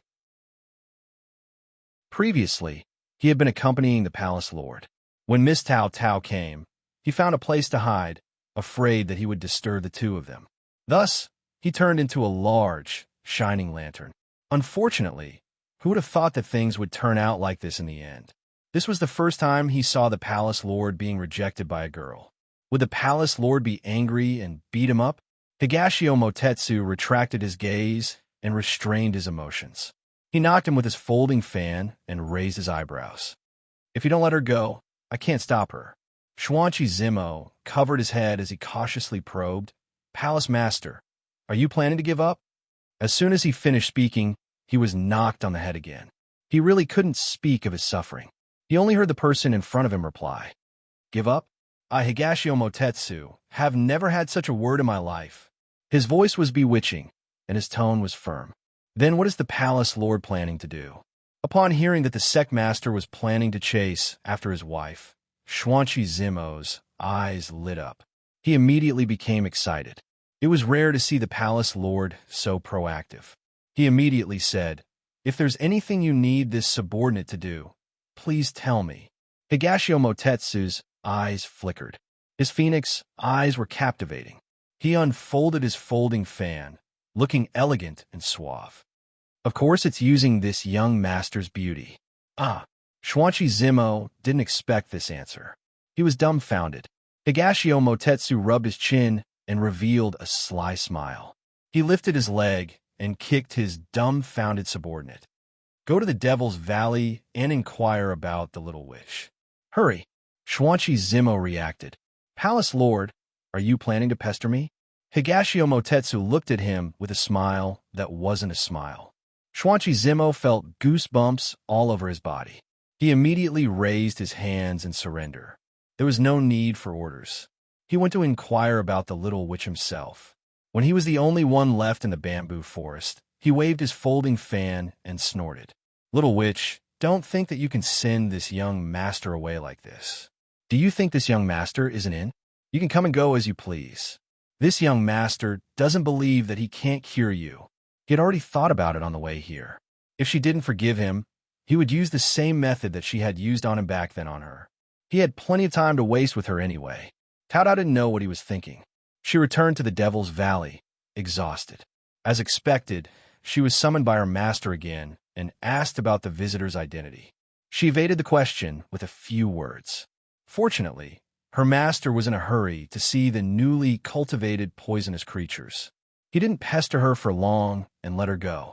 However, there was still an uninvited guest waiting for her in front of her door. Fourth senior sister, she called out in a neither servile nor overbearing manner. Piao Gu smiled gently, but her eyes were cold. Seven junior sister went to see a guest just now? Why didn't you invite him in? As she spoke, she peeked behind her and expressed her disappointment when she didn't see anyone. Tao wasn't surprised that fourth senior sister knew that someone was looking for her. She repeated what she had said to her master. "Yes, a friend passed by the Devil's Valley and came to visit. He has already left." Piao Gu didn't ask further. She didn't come here for this and was just asking casually. She clasped her fingers on her arm and raised her chin. "Eldest senior sister said yesterday that she wanted to compete with you. How are your preparations going?" This was fourth senior sister's true purpose. Tao replied indifferently, "I'm preparing." However, eldest senior sister said that the competition will be held the day after tomorrow. There's still time. Piao Gu nodded. Suddenly, a dark light flashed in her eyes. "I heard that eldest senior sister is bringing out a new product that was developed in recent years. You have to prepare well." She didn't wait for Tao's response and left gracefully. Tao frowned. Fourth senior sister was obviously here to kick her when she was down. However, she also provided a clue. It seemed that she had to hurry. In the Devil's Valley, Everyone was either immersed in making medicine or learning from each other. However, learning from each other wasn't like a martial arts competition. They could lose their lives at any moment. The next day, after she got up, she checked her medicine storage and found a huge problem. She hadn't been here for a few years, and many of the dried herbs were damp and moldy. It seemed that she had to go out of the valley and find some herbs to replenish her supplies. Otherwise, she would be stretched thin on the day of the competition. The Devil's Valley was deep in the mountains. There were trees and birds everywhere. There were also many rare herbs. The people in the valley often went out to find herbs. She acted immediately. After breakfast, she carried the medicine basket out of the valley. However, when she passed by the bamboo forest, she saw a person standing against the light and surrounded by a purple aura. Chapter 17:15. The morning sun shone on his body, covering him with a layer of fluffy balls of light that danced on his hair, shoulders, and sleeves. The light was a little dazzling, and his entire person had merged into the circle of light. His appearance and expression could not be seen clearly, but with so many years of interaction, there was no need to look to know that his face was rippling with an infuriating smile. She never thought that he wouldn't leave and would stay until now. But why did he stay? She didn't want to delve into it and didn't want to know. Tao Tao looked away. The bamboo forest was the only way out of the valley, so she continued to walk forward. She slowly walked closer. Even if she didn't look at him, she couldn't help but see him from the corner of her eyes. As she got closer, the light slowly faded and she could clearly see his expression. A gentleman like jade, hair like ink, and a smile like the spring breeze. But she knew better than anyone that the owner of this skin was a complete evildoer. The moment she appeared in the bamboo forest, he had already seen her. She was still the same as half a year ago, but because he was busy talking to her yesterday, he didn't notice that she had lost quite a bit of weight. Her eyes were already big, but with her cheeks missing, it made her eyes seem even bigger.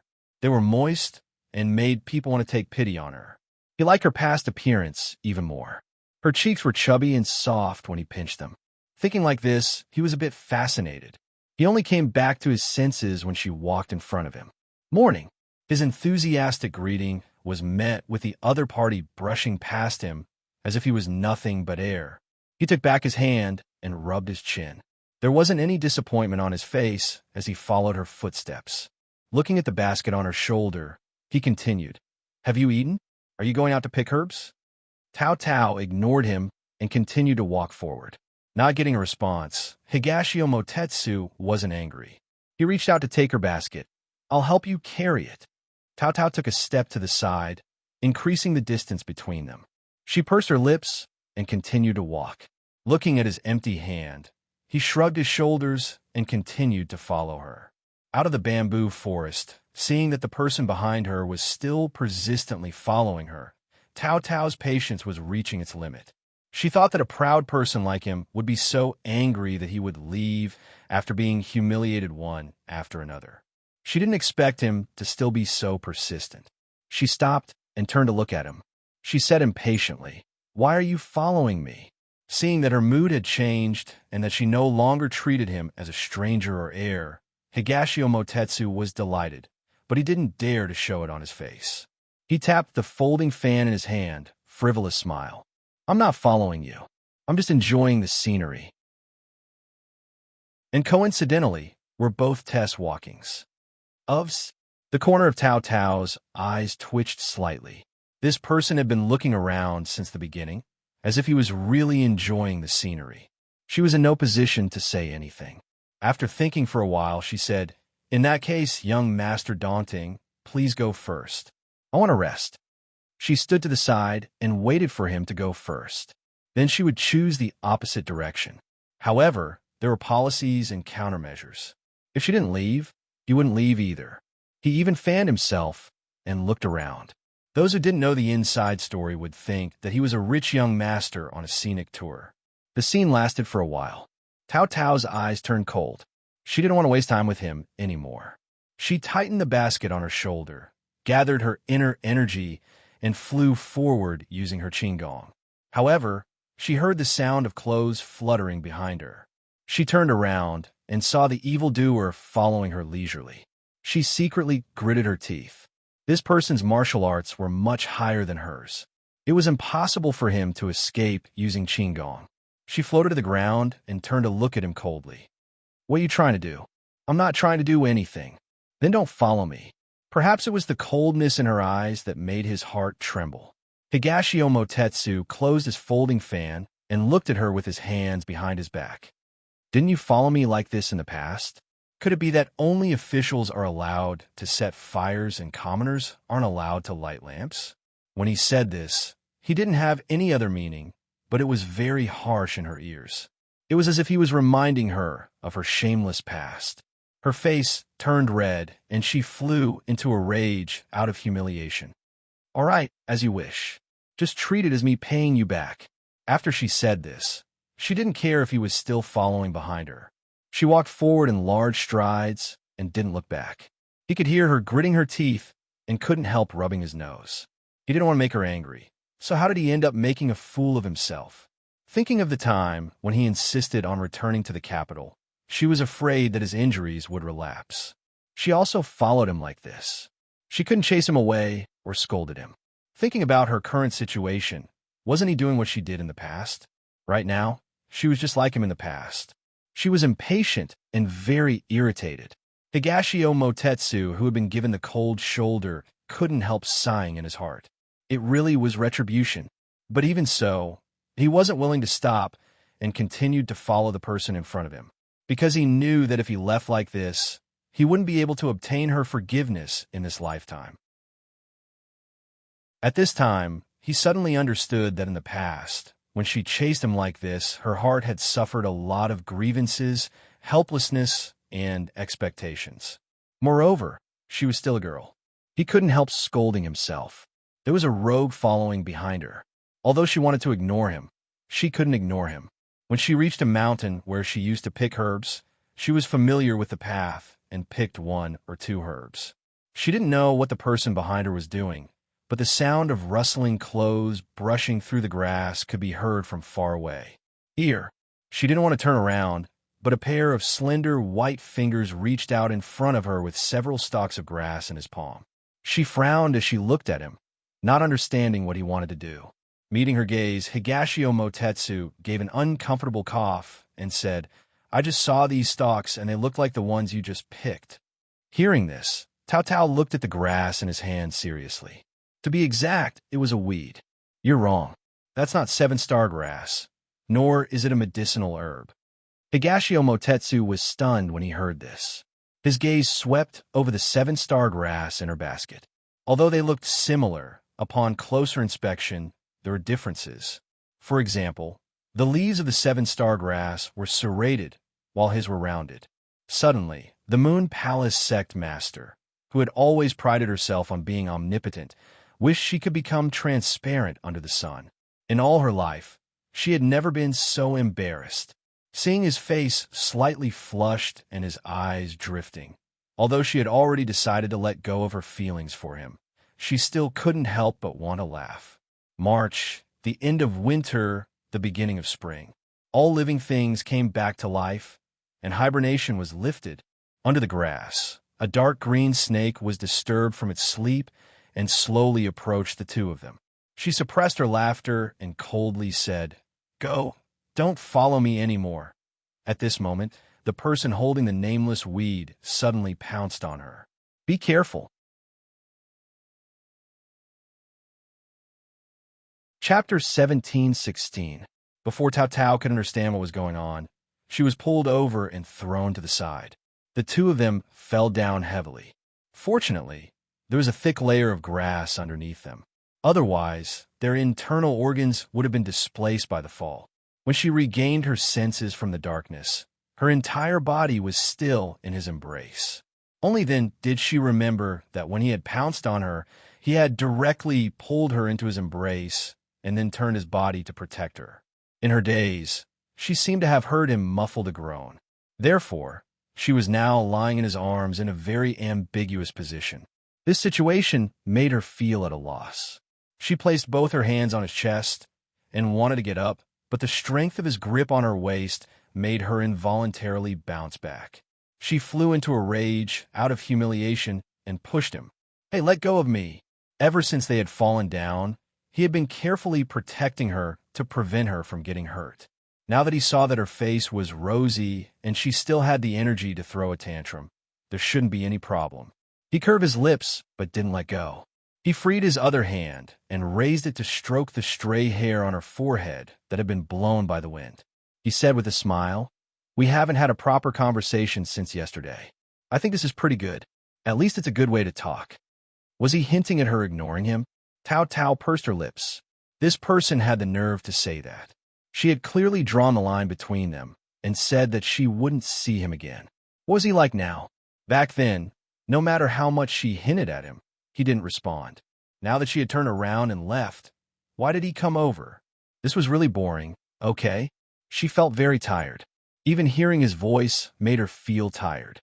She lowered her eyes to look at him. Her eyes were like a pool of stagnant water without ripples. Higashio Motetsu met her eyes and was slightly stunned. The smile on his lips slowly disappeared, and he couldn't help but loosen his grip on her waist. "Higashio Motetsu, I really don't want to see you again, and I don't want to talk to you anymore. Why can't you understand? Or are you deliberately acting dumb? Do you think it's interesting for us to be like this?" After she finished speaking, she placed her hands on the ground and flipped over. After standing still, she looked down at him condescendingly. Her tone was very indifferent. He had never seen such an unreasonable side of her. Ever since they had met, she had always had a smile on her face. Even if she had angered him, she would always beg for mercy with a smile, as if she had never been worried. This side of her was very unfamiliar, and it made him flustered. He moved his fingers and frowned slightly. In the end, he maintained his previous posture and smiled evilly. "All right, since you don't want to see me now, then leave. I'll look for you again when you've calmed down."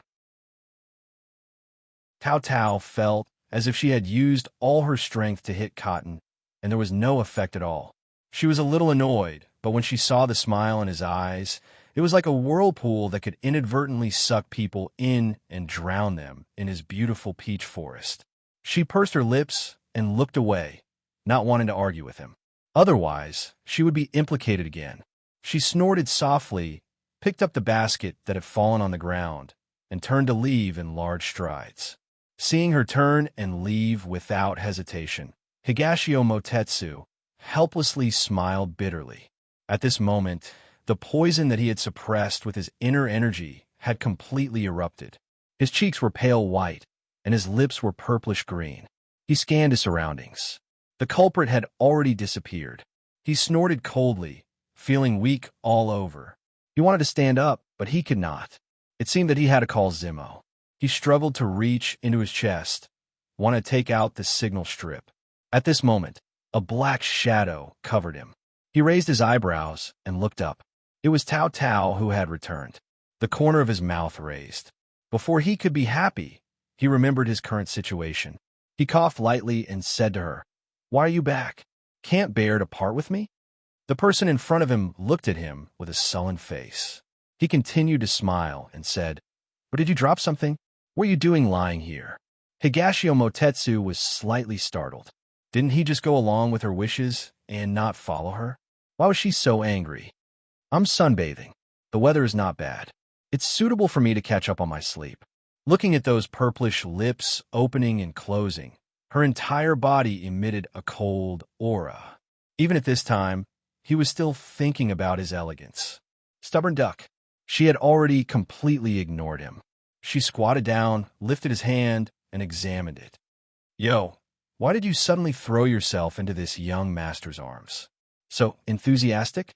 Looking at the person who pulled up his sleeve, Higashio Motetsu could not help but tease with a smile. Tao Tao glared at him. "Shut up."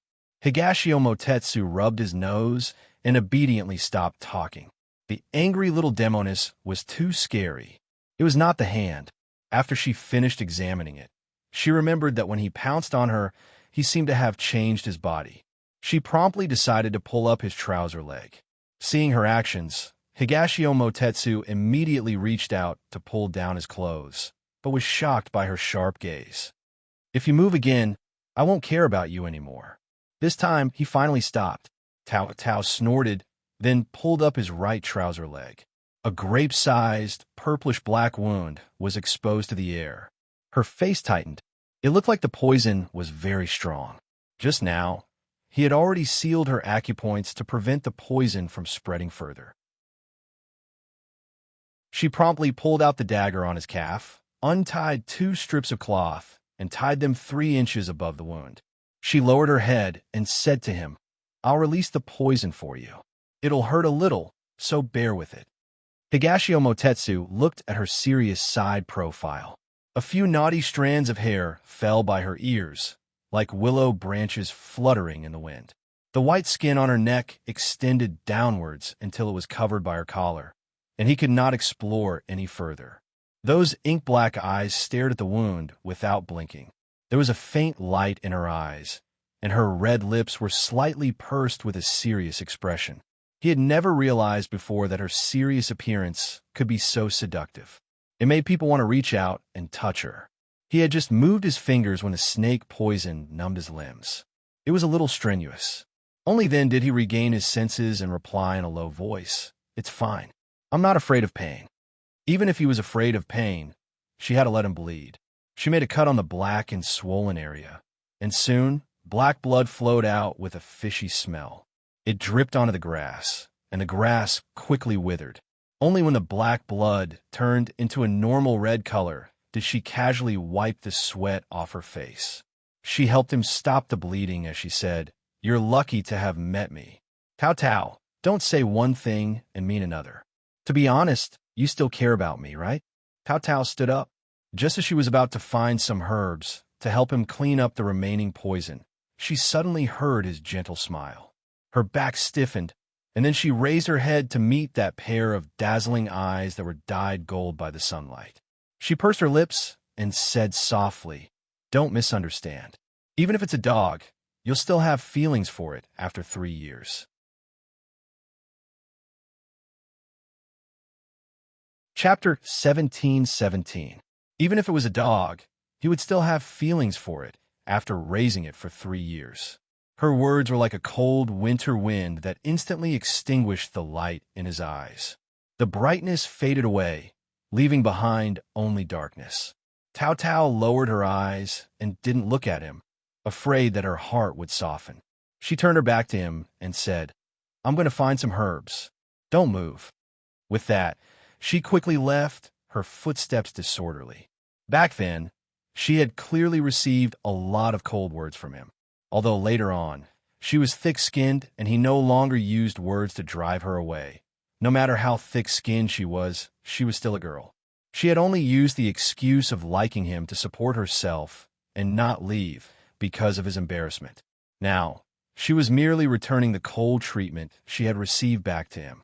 However, she didn't feel the slightest bit of happiness or pleasure from venting her anger. Instead, her mood became even worse. It was as if she had hurt the enemy while losing 800 of her own men. She curled her lips in self-mockery and walked forward, facing the sun. The light pierced her eyes and made them a little wet. Higashio Motetsu, who had been left behind by her, watched as she walked away step by step. His eyes were a little dim. He couldn't help but recall how she had chased after him in the beginning. In order to drive her away, he had said many hurtful words. He hadn't expected that after going around in circles, retribution would come true on him. "Palace Lord, are you very sad?" Xuanqi Zimo, who had disappeared early in the morning, only dared to stealthily appear after secretly watching for half a day and taking advantage of Tao Tao's absence. Being spoken to like this by the woman he loved definitely didn't feel good. Xuanqi Zimo sympathized with his palace lord very much. However, if he hadn't treated Miss Tao Tao this way back then, he wouldn't have shot himself in the foot now. He chuckled softly and shook his head. His smile was bitter, but it was also a little lighter. He was more or less disappointed, but there was nothing he could do about it. Who asked him to dig a hole for himself? No matter what, he had to kneel down and fill it up. Higashio Motetsu's helpless smile in Xuanqi Zimo's eyes was like an abandoned little gentleman dejected. He hurriedly comforted him. "Palace Lord, don't be sad. Miss Tao Tao must have said those words out of anger. You just have to coax her." Higashio Motetsu chuckled when he heard this, and his eyes lit up again. "Do you think your palace master is so fragile?" A few words were like 1,000 arrows piercing through the heart. "You're thinking too much. If he gave up just like that, how could he find a wife? Wasn't it just being scolded like a dog by his future wife? It was already much better than being worse than a dog. He was not the kind of person who cared so much about his reputation. Even if he cared about his reputation, he would not be able to win his wife's favor." Xuanqi Zimo looked at the palace lord's sinister smile and gulped. He couldn't help but take a step back. The palace lord couldn't have been provoked by Miss Tao Tao, could he? At this moment, a figure appeared on the hillside in the distance. Higashio Motetsu immediately looked at the people around him. "Get lost. If you're discovered, you'll have to go to the northern lands and show me your weapon." The northern lands were desolate and uninhabited. Even birds wouldn't lay eggs there. He wasn't going. Xuanqi Zimo couldn't be bothered to reply. 3 steps turned into 2, and he disappeared. Tao Tao walked back to him and looked around. Was Zimo here just now? Higashio Motetsu cursed in his heart. This guy was so slow, but he was still seen. He was afraid that she would send someone back to take him away, so he immediately said, "You saw wrongly. It was a bear that passed by just now." Tao Tao didn't think too much about his words. In any case, this person always spoke half-truths and half-lies. Not a single word of truth. She bent down to check his wound and found that it was no longer bleeding. She turned around and took out the medicinal herbs from the basket on her back. She crushed them in her palm, then stuck them on his wound. "The snake's venom is a little overbearing. Although I've basically released it for you, there's still some residual poison left in your body. I don't have the corresponding antidote on me right now, so I'll use the medicinal herbs to clean up part of it. When you go back, you can get someone to prescribe some medicine for you. Once you take it, it'll be completely eradicated."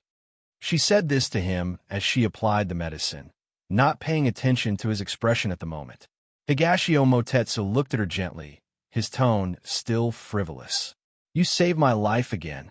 It seems that I'll owe you a favor again. How do you want me to repay you? How about giving myself to you?" Hearing this, Tao Tao's fingers tightened, and she heard him groan. The corners of her lips curled up slightly, but when she looked up at him again, they were even again. She looked at him coldly. "If it wasn't for you just now, the person who would have been poisoned would have been me. So you saved my life, and I saved yours. We don't owe each other anything." With that, she stood up, grabbed the basket on her back, and prepared to leave. "Where are you going?" Higashio Motetsu looked up at her. "Since we don't owe each other anything, why should I tell you?" With that, she turned to continue walking. However, she had just taken a step when she realized that she couldn't go any further. She turned back and saw that her basket was grabbed by him. "What are you doing?" She wanted to pull it back, but when she saw his overly pale face, she didn't move. He lifted his chin slightly and said righteously, "Didn't you say that I saved your life? But now you're going to abandon your savior in the wilderness? This is the wilderness. What if I meet wolves, tigers, and leopards? What's the difference between this and biting the hand that feeds you? You're the palace lord of the Moon Palace. Are you afraid that no one will come to fetch you? What's the point of pestering me?" Tao Tao knew that she was in the wrong, but she didn't want him to gain the upper hand. Hearing this, his expression turned helpless. "I didn't bring anyone out this time. Who would believe you? Wasn't the person she saw just now Zimo?" He shrugged. "I can't help it if you don't believe me. Even if I'm lucky enough not to meet any ferocious beasts, I don't have any medicine to clear the remaining poison." Tao Tao snorted, expressing her disdain. "Your Moon Palace has so many medicinal herbs. Are you afraid that you can't cure a mere snake's poison?" He looked at her from head to toe and said with a doubtful tone, "That's hard to say. To people from the Devil's Valley, poison is a piece of cake. Who knows if the people in my sect can cure it? Can't you help me to the end? Or is it not like what you said, that we don't owe each other anything, but you want me to fend for myself? What's the difference between biting the hand that feeds you and biting the hand that feeds you?" As he spoke, he went back to the original point. Tao Tao was going crazy in her heart. She wanted to pull out a bunch of grass and stuff his mouth. She had been by his side for 3 years. She had already experienced his silver tongue. He could turn black into white and reverse right and wrong. Now, no matter how much she didn't want to have anything to do with him, she couldn't win against him. In the end, she could only accept her fate and squat down. She reached out and put her hand on his arm to help him up. I really have to hand it to you. Let's go. It's been hard on you. I'm quite embarrassed. A certain someone was still pretending to be obedient. Tao Tao rolled her eyes at the sky.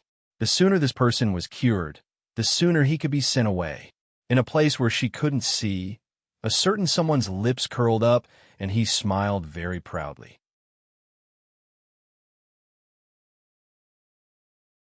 Chapter 17:18. Don't lean on me. It's very heavy. She clenched her teeth and supported him. How could she have known that his entire weight was on her? She staggered 2 steps and almost touched the ground with him. I don't have any strength. Please bear with me. Higashio Motetsu helplessly apologized, but it didn't sound sincere at all. Tao Tao didn't want to pay attention to him. This person was the type that the more you talked to him, the more he jumped around. As if he saw through her thoughts, Higashio Motetsu curved his lips. He wrapped his arms around her waist and leaned his head on her shoulder.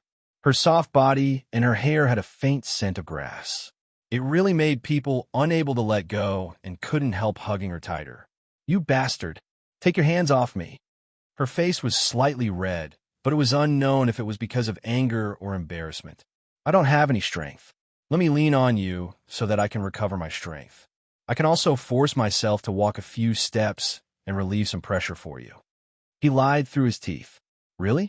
How could a person without any strength hug her so tightly? Trying to trick a 3-year-old child. But she knew that she couldn't win against him. This person's ability to act shamelessly was something that even a horse couldn't compare to. Tao Tao no longer talked to him. She was thinking about something. Bringing him back to the Devil's Valley was impossible. If her master knew that he was the person that she wanted to follow no matter what, she would immediately release those poisonous scorpions, insects, and snakes to take his life. She walked while thinking. She remembered that there was a small cave nearby where they could temporarily rest. She looked around and found the location. Then she carried him and dragged him there.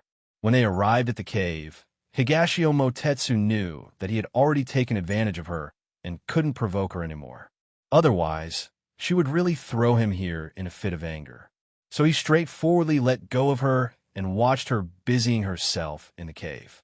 His gaze moved away and looked at the cave. The cave wasn't big, but it could accommodate 4 or 5 people. His gaze returned to her body. She skillfully used a broom made of grass to sweep the dust. Although she didn't deliberately look at him, she could clearly feel his gaze on her. She felt very uncomfortable. After hurriedly cleaning up, she turned around and stood in front of him. It's almost noon. I'll get you something to eat. She didn't wait for him to respond and walked out of the cave. Looking at her energetic figure, Higashio Motetsu smiled. Since she was no longer in front of him, he did not force himself to hold on any longer. The after effects of the poison began to show.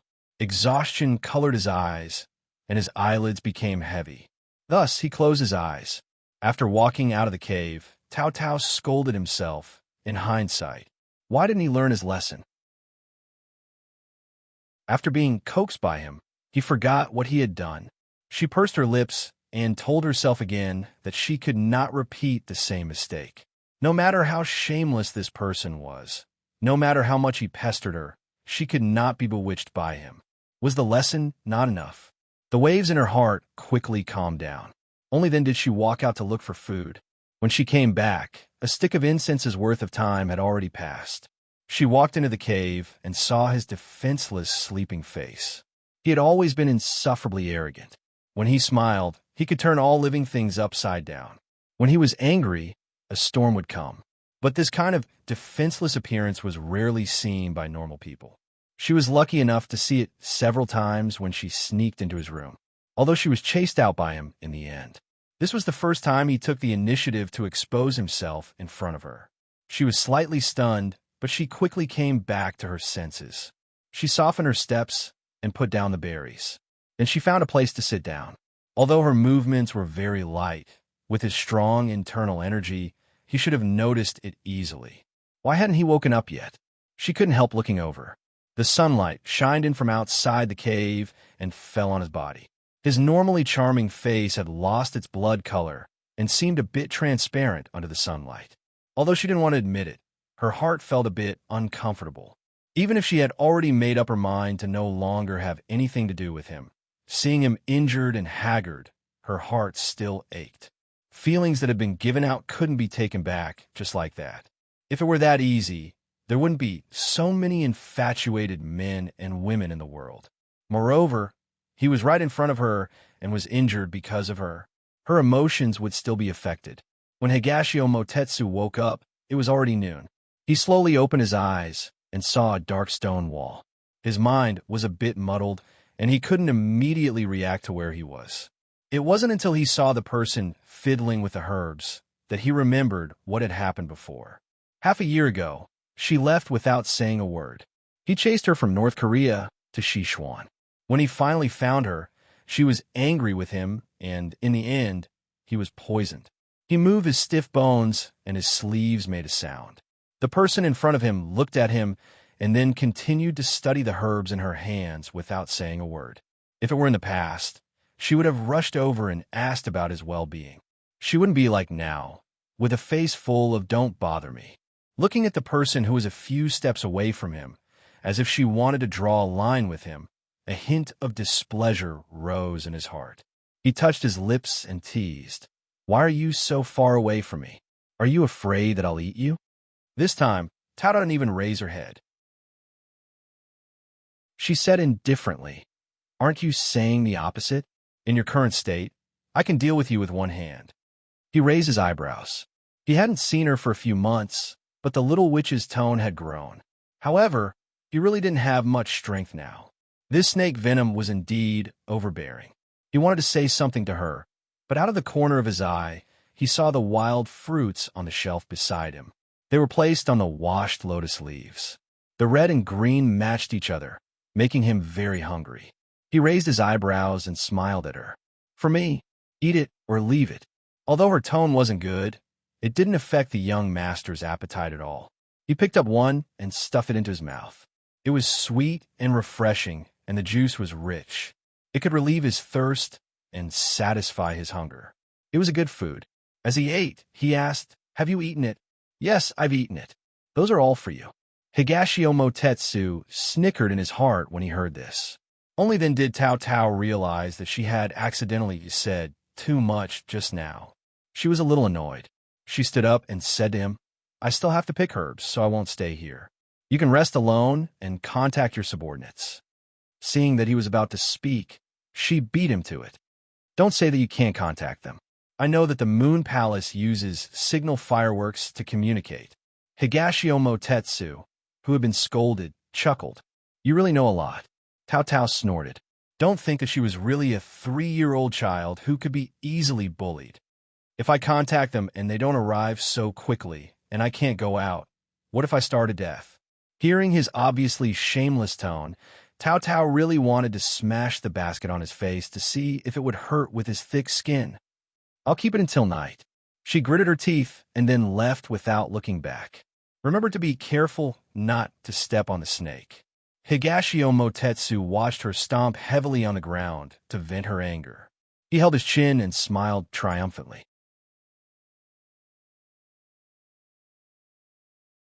Chapter 17-19. When she left the cave and felt the cool breeze, her rationality returned. She sighed softly. How could she be so easily led into a ditch by him? She shook off the worries from her head and remembered her business. There were a lot of herbs she needed on this mountain. She looked at the sky and thought that half a day was not enough for her to find them. She might have to come back tomorrow. Time waits for no one. She continued to walk into the lush forest. This time, she was very careful when she walked, afraid that another snake would appear. She thought to herself that she was not being careful because of his reminder. When the basket was filled, the sky was already a little dark. The sun was setting on the mountain and was about to set. She returned to the entrance of the cave and dawdled for a while before she made up her mind to walk in.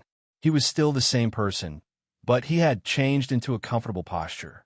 He was leaning against the mountain wall with a leisurely expression. He did not look like an injured person at all. If the scene was different, with flowers, wine, and beauties, he would be the butterfly that passed through thousands of flowers without being touched by a single leaf.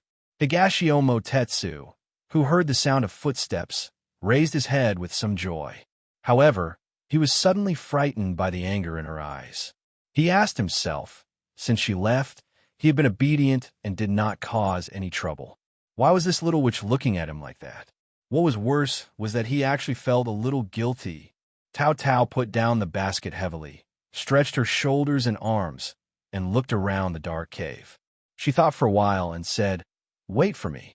Then she went out and came back with a pile of firewood.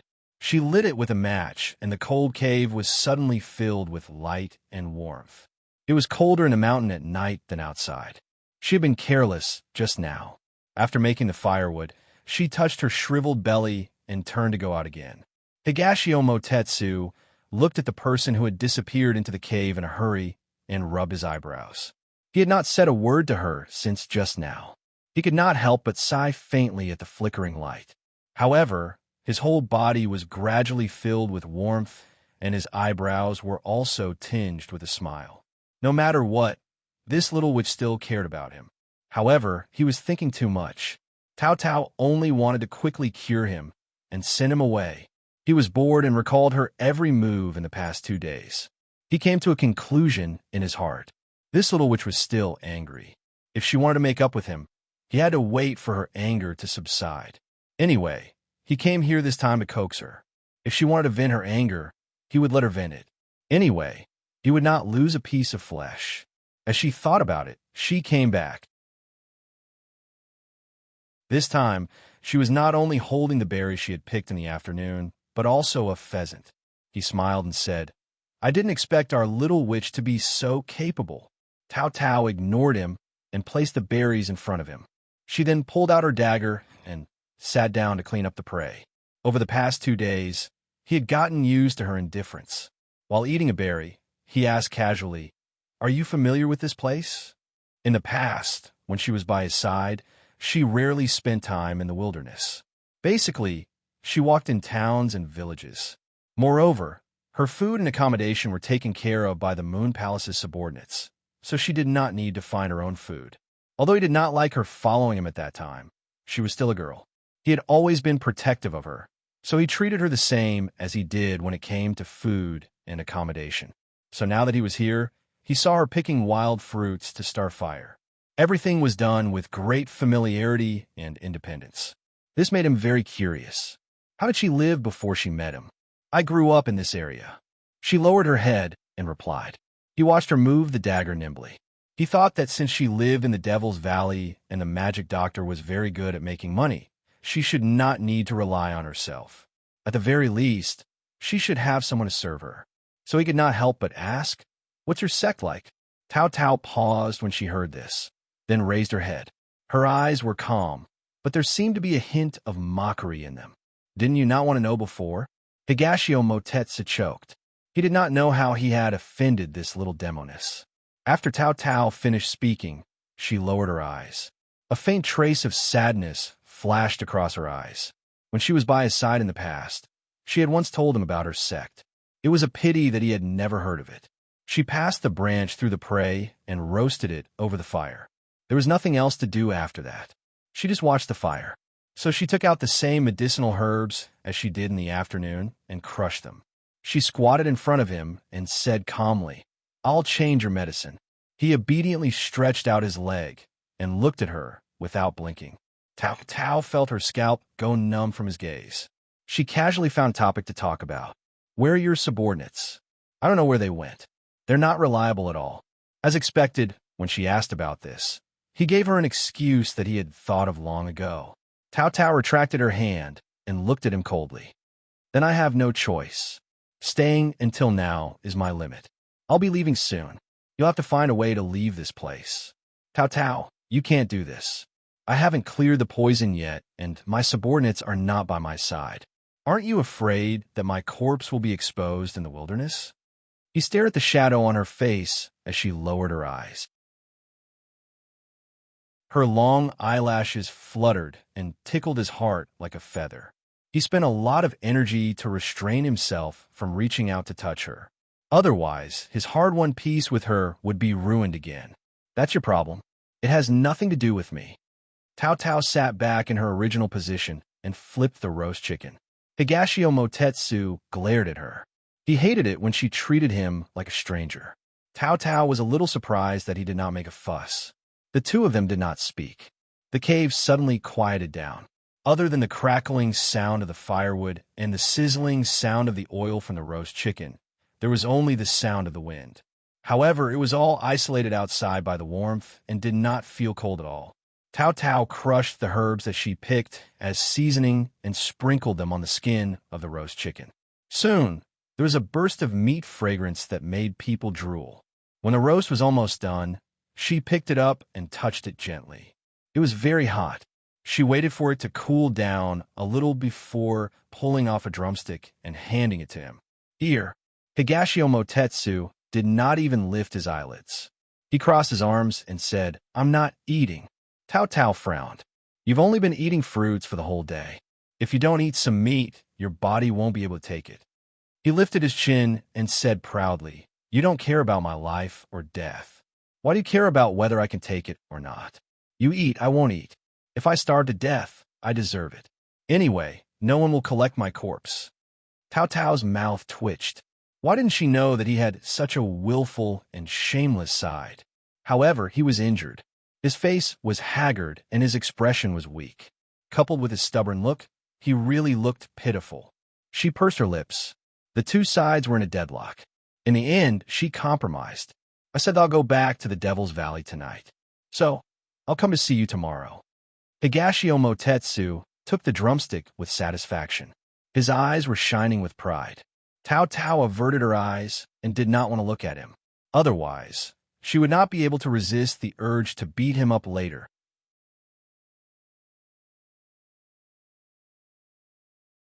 Chapter 17:20. I've already sprinkled some snake repellent powder at the entrance of the cave, so you can sleep better at night. There's also half a roast chicken on the shelf and some fruits on the lotus leaves. If you're hungry, you can fill your stomach. I'll bring you breakfast tomorrow morning. After dinner, Tao Tao changed his medicine again and got up to go back. Tao Tao. She had just taken a step when she heard him calling her. She touched her hand and turned around, her expression indifferent. "What else do you need me to do?" Higashio Motetsu looked at the person whose face was red from the light of the fire and felt a little reluctant to part with her. He wanted her to stay, but he was in no position to do so. There was no infatuation or joy in her eyes, only indifference and alienation. He felt a little bitter in his heart. "It's okay, be careful on the way," he said, then added, "Also, don't forget to come back tomorrow."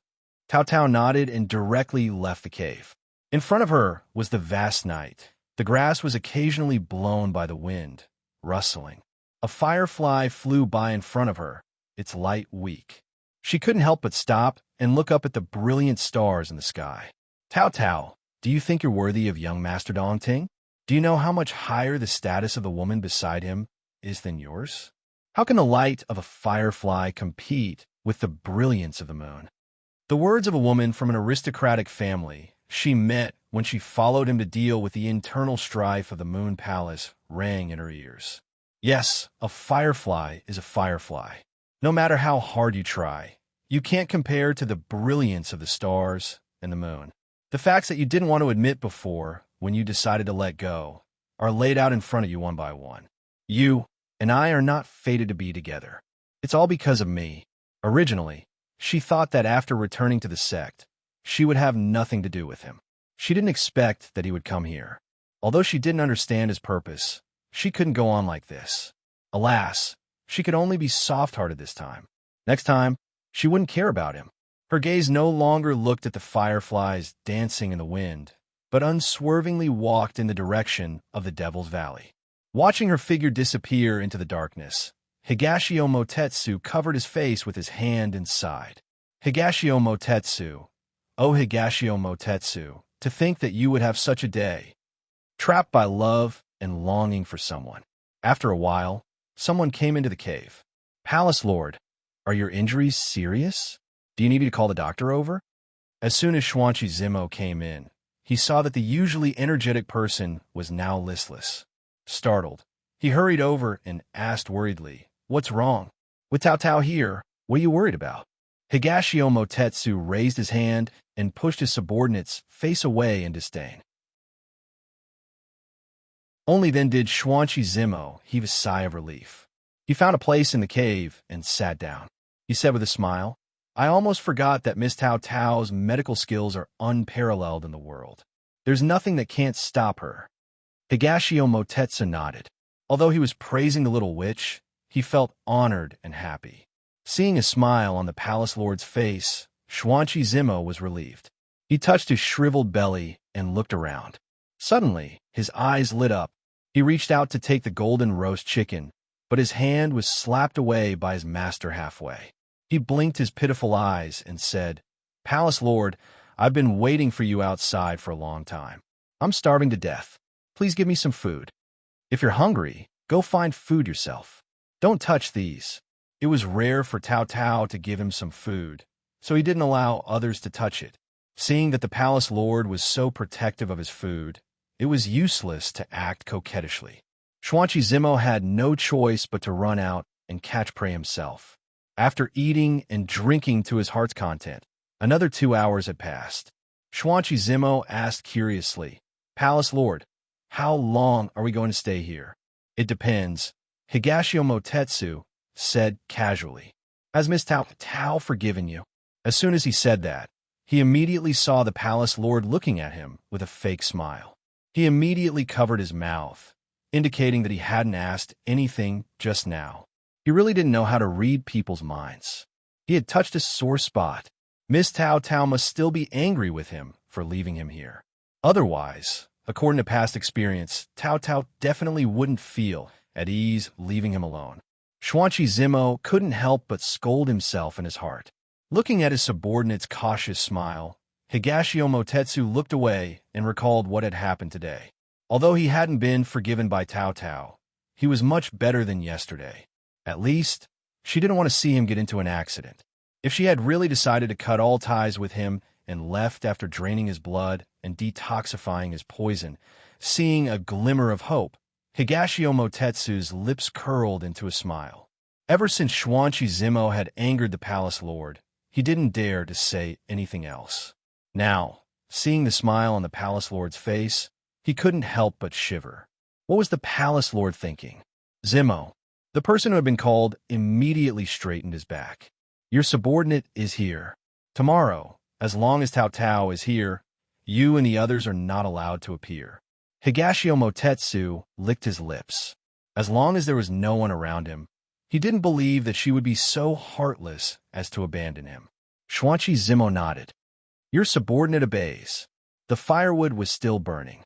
Higashio Motetsu took the dry wood she had left behind and slowly added it. His gaze fell on the flickering flames, his gaze somewhat vacant. The words she had said tonight were still vivid in his mind. She seemed to be very disappointed in him. He recalled how she had often chattered by his ear in the past. Most of the time, he had fallen asleep, but she had continued to talk. It seemed that she had mentioned it to him before, but he hadn't heard it or hadn't taken it to heart. Was this how it felt to like someone? In the past, he hadn't cared. No matter how she had pestered him again and again, he had turned a blind eye.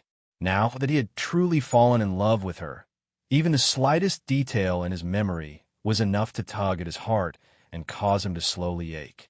This was probably what he deserved. Investigate the Devil Valley. Don't let Tao Tao know. Xuanqi Zimo was guarding vigilantly.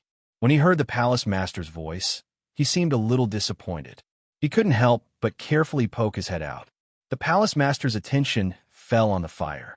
His eyes were lowered, casting a shadow on his face. It was impossible to see his current expression.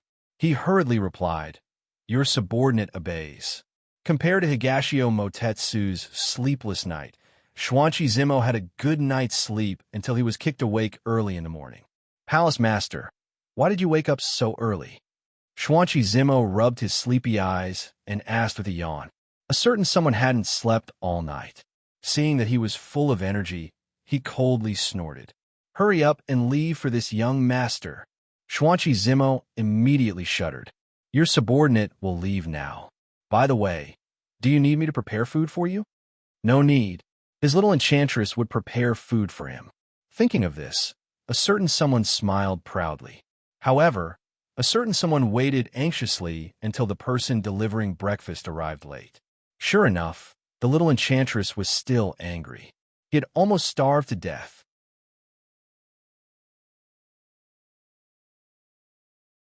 Chapter 17:21. Tao Tao, are you planning to starve me to death?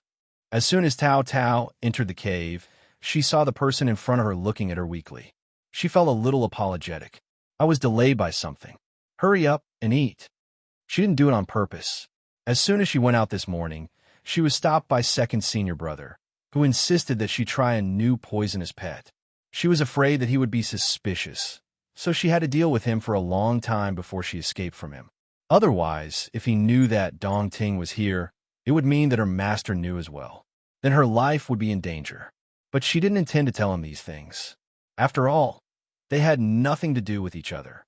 Seeing that she took out the food box from the basket and put it in front of him, refusing to talk about it, Higashio Motetsu didn't ask further. This porridge tastes good, he praised with a smile. Tao Tao was a little absent-minded. Although the Devil's Valley was a place that even the orthodox and evil sects didn't dare to offend, and the rumors were very mysterious. Only people who live in the Devil's Valley knew what kind of existence the Devil's Valley was. They had been competing with each other since they were young. Only the strong could survive to the end. At that time, there were 100 or 200 people who entered the Devil's Valley, but now there were less than 10 of them. From a young age, if they wanted to survive, they had to learn how to be self-reliant. Therefore, she learned how to wash clothes and cook when she was 3 years old. At first, she just did it to fill her stomach. It wasn't until she met the person in front of her that she began to study how to make food delicious. Qingyan had taught her that if she wanted to capture a man's heart, she had to capture his stomach first. But this person who grew up in a pile of delicious food, how could his stomach be so easy to capture? In the past 3 years, she had made so many dishes for him, but he had never praised her. Now, she had nothing to ask for, but she heard his praise. Unfortunately, it was too late. She calmed down and couldn't help but feel a touch of bitterness in her heart. This was what it meant to plant flowers that didn't bloom, but to tear down willows that didn't bloom. She didn't have a mood. Higashio Motetsu felt that she was really too quiet. She wasn't like before, spinning around him like a top. Her temper was also a little more lively. In the past, when he was alone in the Devil's Valley, he was used to liveliness and silence. But now he felt that the atmosphere was too cold, making him uncomfortable. He broke the silence. Do you want some? No need. I've already eaten. After you finish eating, I'll check your wound and change the medicine while I'm at it.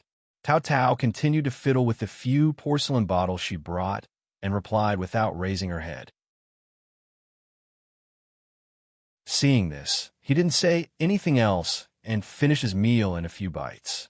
Tao Tao opened the old ointment and looked at it carefully.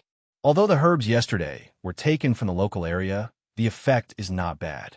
I will apply the new ointment for you. In 2 or 3 days, the wound will be able to form a scab. He looked at her serious and beautiful side profile and coughed softly before looking away. Just now, he actually had an impulse to hold her in his arms. His fingers rubbed back and forth, and he somewhat missed the feeling of hugging her yesterday. In the past, he saw her jumping up and down, full of vitality. He did not expect her to have such a small frame. She was too delicate, and it was easy to carry her. While he was in a daze, a hand appeared in front of him. The fingers were white and round, extremely cute. But he still calmed his mind, and his attention fell on the pill in her palm. He raised his head and looked at her in confusion. This is used to clear the remaining poison in your body. After eating it, you will be completely detoxified by tomorrow at the latest. Tao Tao handed the pill in front of him again, her expression incomparably serious. He nodded and reached out to take the pill. His fingers could not help but touch her skin. One was cold and one was hot. The two of them did not show it on their faces, but their hearts could not help but tremble. Tao Tao quickly withdrew her hand and held it tightly behind her back. Higashio Motetsu felt that it was a pity. At this time, a bottle of water appeared in front of him. He shook his head and swallowed the pill. The person in front of her had his phoenix eyes slightly closed, hiding his gorgeous charm. His thick black and curly eyelashes trembled slightly. His skin was like jade and snow, and his thin red lips were captivating. Her reason was slightly shaken. When she first saved him, it was just a spur of the moment.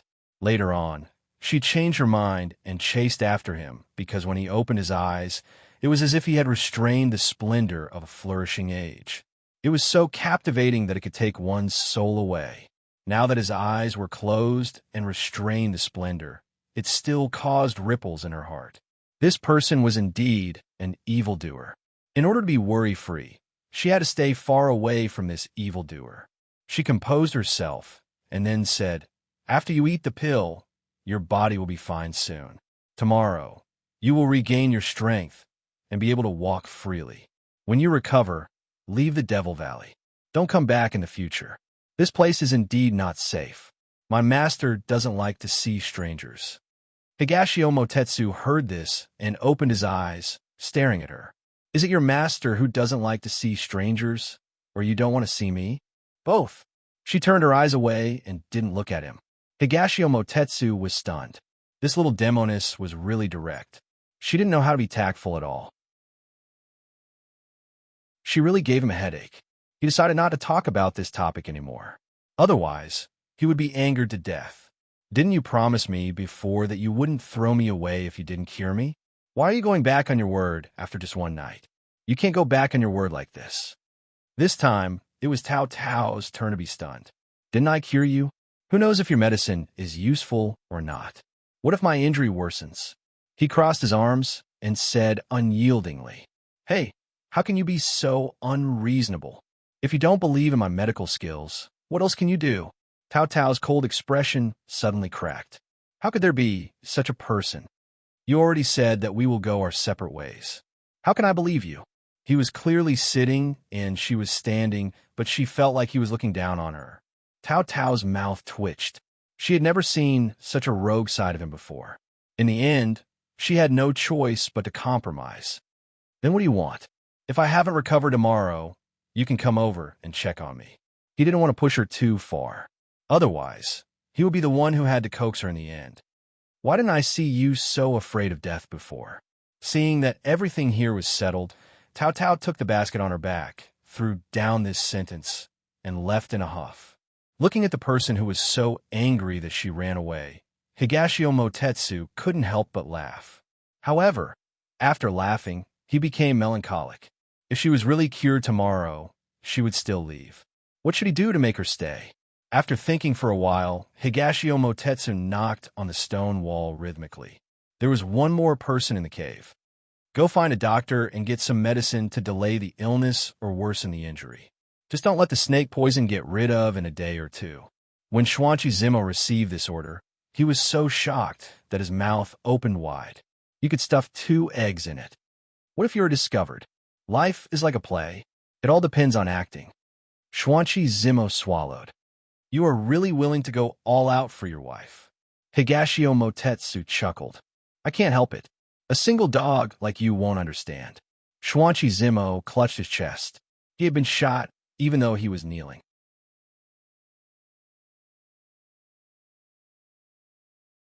Chapter 17:22. When Tao Tao returned to the Devil's Valley, she had a headache because she remembered that tomorrow was the day of the competition with her eldest senior sister. On one hand, it was an unpredictable competition. On the other hand, she had to deal with Dong Ting's injury. It was really annoying. She had promised to be soft-hearted this time. Why had she been tricked by him again? Tao Tao rubbed her eyebrows. Forget it.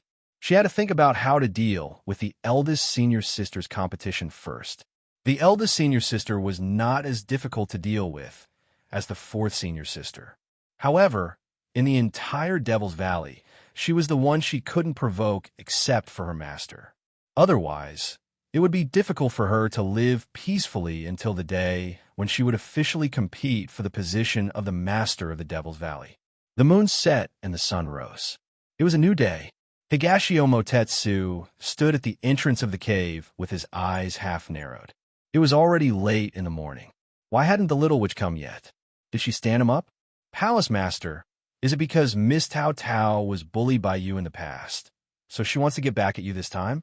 Is that why she didn't come? Xuanqi Zimo had been waiting outside for a long time, but Tao Tao didn't come back. He was afraid that the Palace Master would be hungry, so he immediately found some food. Looking at the man who was almost standing like a wife-gazing rock, he blurted out. However, these words obviously touched the wife-gazing rock's sore spot. He glared at the man in front of him and said, "Go and eat your fruit."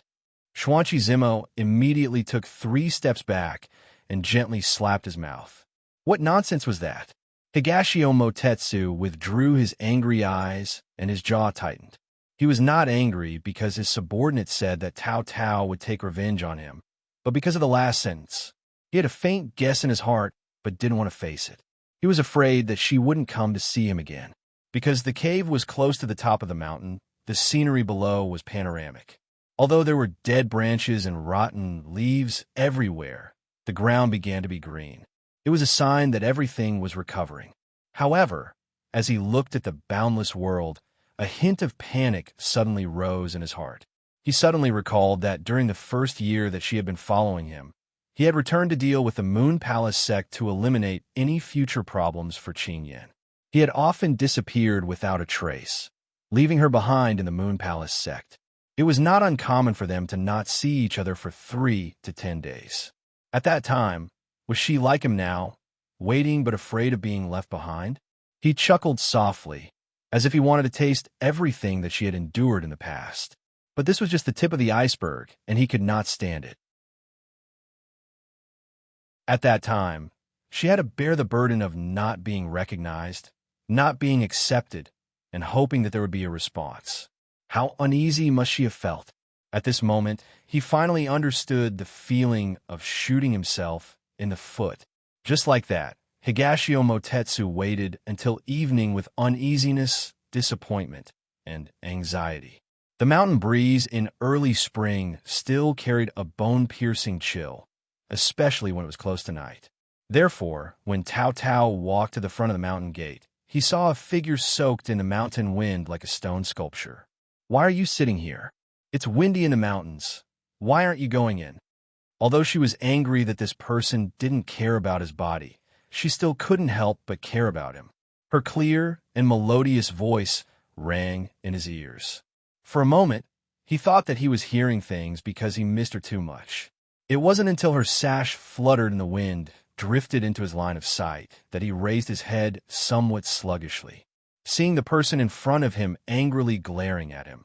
His long frozen face finally warmed up, and a smile slowly appeared on his face. The feeling of regaining something that he had lost was even hotter than learning the 16 styles of the falling moon. "You're here. I once thought that you wouldn't come back." He wanted to reach out to hug her, and then fiercely pull her into his embrace, never letting her leave him again. But before he could move, Tao Tao had already brushed past him and walked into the cave. She was puzzled. She had only not seen him for a day and a night. So why did she feel like he had become a fool? Higashio Motetsu slowly closed his fingers and looked down with a faint smile. "It's fine. There's still plenty of time, so there's no rush." So he turned and followed behind her, walking into the cave. Once he went in, the lion's roar from Hudong almost made his ears fall off. "What have you been doing all day? You didn't even light a fire. Aren't you cold? Why didn't you eat the fruit I left for you? Didn't I bring you some dry rations? Why haven't you eaten? Do you really not care about your body? Then why don't I give you a bottle of poison and end it all?" He wanted to use this as an excuse to say that she hadn't made him any food all day, but he never thought that she would turn the tables on him. Now he was the one being unreasonable. But without knowing why, the current her was no longer that unfamiliar and distant. It was like there was a shadow of when they were together in the past. After Tao Tao roared at him, she found that not only did this fellow not feel any shame or regret, he even broke out into a smile. She was stunned. What was wrong with him? Could it be that the snake's poison entered his brain and made him stupid? However, other than seeing him smile from the bottom of his heart with Qingyan, she had rarely seen him smile like this. She rubbed her nose and did not plan on talking to him anymore. Instead, she squatted down to clean up the fire and start a new one. This kind of young master, other than being served by others, he did not have any sense of independence at all. Forget it. It was her bad luck to meet him. Very quickly, the fire lit up the entire cave, covering the cold night with a layer of warm and soft light. She took out the food box and handed it to him. Your dinner. Perhaps it was because her roar just now had deterred him. He obediently took it. Then, while eating, he looked at her as if he wanted to say something. If it was someone else, Cao Cao wouldn't have cared, but the person in front of her was the famous flawless white jade on the list of the most handsome men in Jianghu. Although his appearance was the complete opposite of this noble and proud reputation, he was still a true, peerless evildoer. Now that she was being stared at by him like this, no matter how calm she was, there would still be ripples. Everyone loved beauty, and she was one of the most outstanding. Being stared at by him made her feel uncomfortable, so she deliberately put on a stern face and said, "What's the matter? Where's my breakfast and lunch?" Hearing this, Cao Cao's neck stiffened as she turned to look at him. Was this still the arrogant and charming Higashio Motetsu she knew? He actually complained to her about food. I was delayed by something in the Devil's Valley, so only had time to come over now. Higashio Motetsu was obviously not satisfied with this answer. When did other things take precedence over him? He remembered that it was not like this in the past. When he was injured, she would prioritize him before doing other things. Now, her answer made his heart sour. Seeing him bury his head in eating after asking a question, as if his mind was completely focused on the food, as if nothing else was more important. Cao Cao stared at him for a while and felt puzzled. Why did it feel like this person was angry with her? She pinched her palms and suddenly sobered up. He was the palace master of the Moon Palace. How could he be childish and angry over 2 meals? She shook her head and continued to add firewood.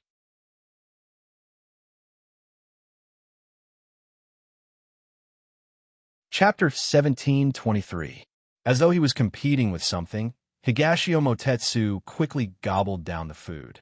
When Cao Cao took over the food box, she thought to herself, "That's right, this guy has been hungry for an entire day." Hence, she kept the box and did not think much about it. What were you delayed by? She had been delayed for an entire day. Even though he knew that she would not answer truthfully even if he asked her now, a certain someone was very uncomfortable about being placed last.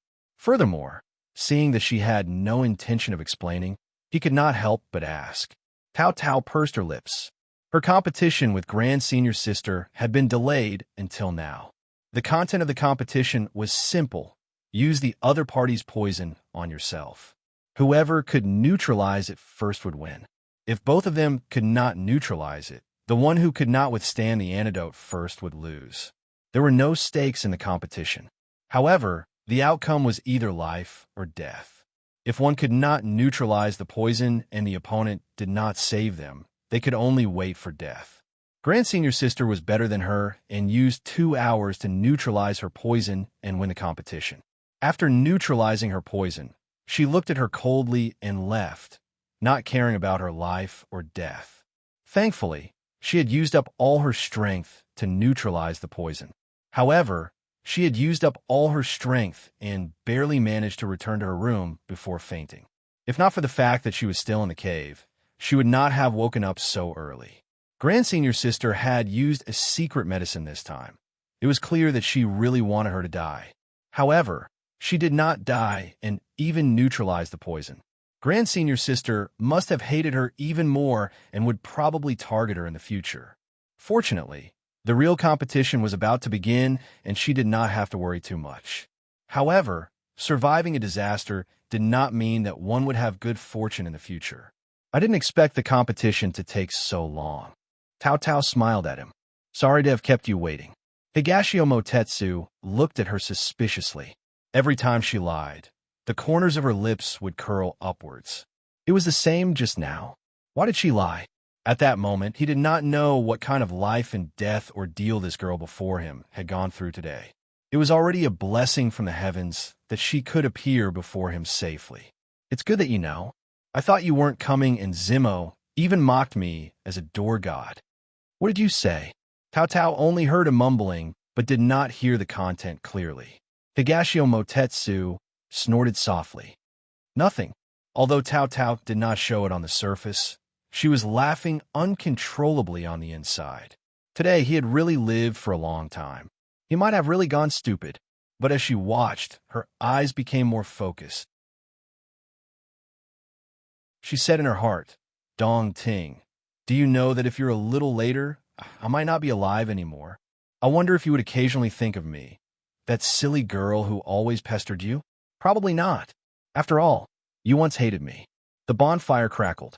Dongting Wang Yu suddenly felt that the atmosphere had somehow turned cold again. He frowned.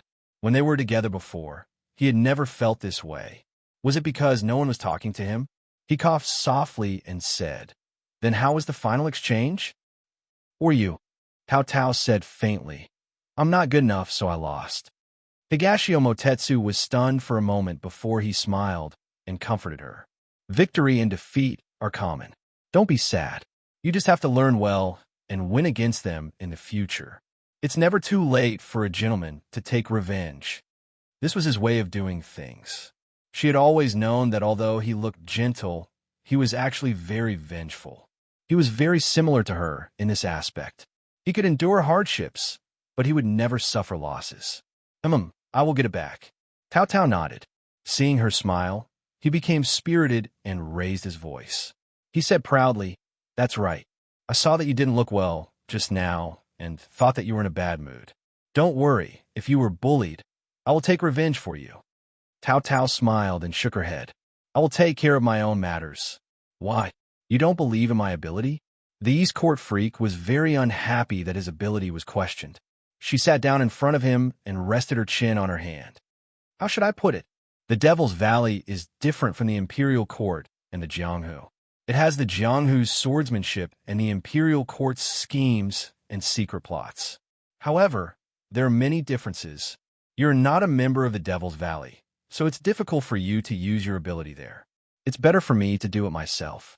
Higashio Motetsu was happy to see that she rarely took the initiative to sit so close to him. However, after hearing her words, he couldn't help but frown.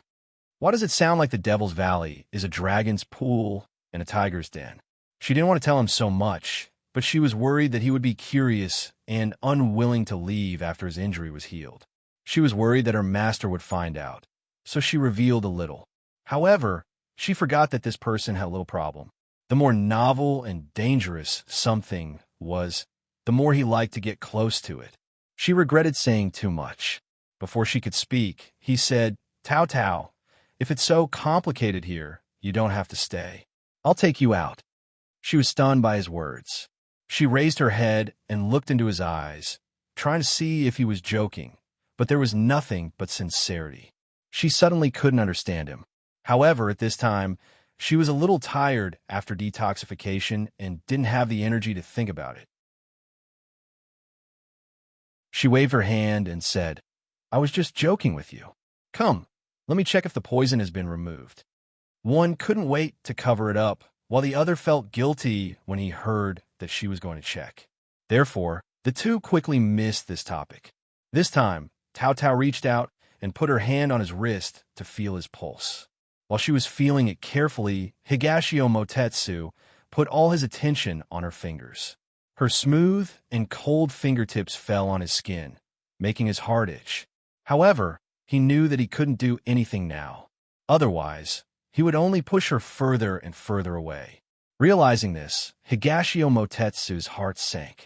At this time, Tao Tao muttered to herself, That's strange. There should be no residual poison. Why hasn't your body recovered and is even weaker than yesterday? He was close. Although he didn't hear everything, he guessed it based on her expression. He snickered in his heart, but he didn't dare to show it. If he did, he would be exposed.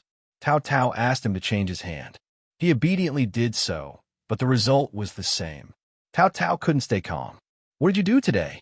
Facing Tao Tao's question, Dong Ting, evildoer, answered honestly, "Waiting for you." She was choked by his sad appearance. Wasn't she just late by a day? Why did this person act like a resentful husband? Look into my eyes and say it again. She didn't believe that he would be so obedient. Dong Ting, evildoer, looked into her eyes and repeated it again. He took the medicine last night, not today, so he was telling the truth.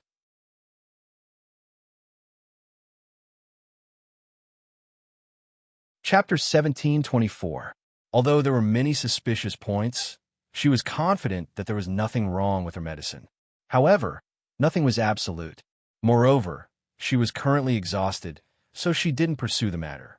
Higashio Motetsu was worried that she wouldn't believe him, so he didn't notice that her face was a little pale. This is the 100 poisons pill.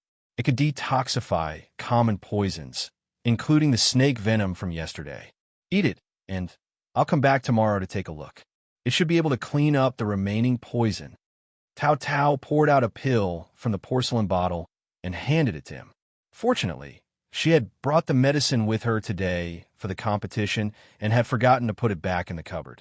Otherwise, she would have to go back to get it. Not only was it a waste of time, but she also didn't have much strength left.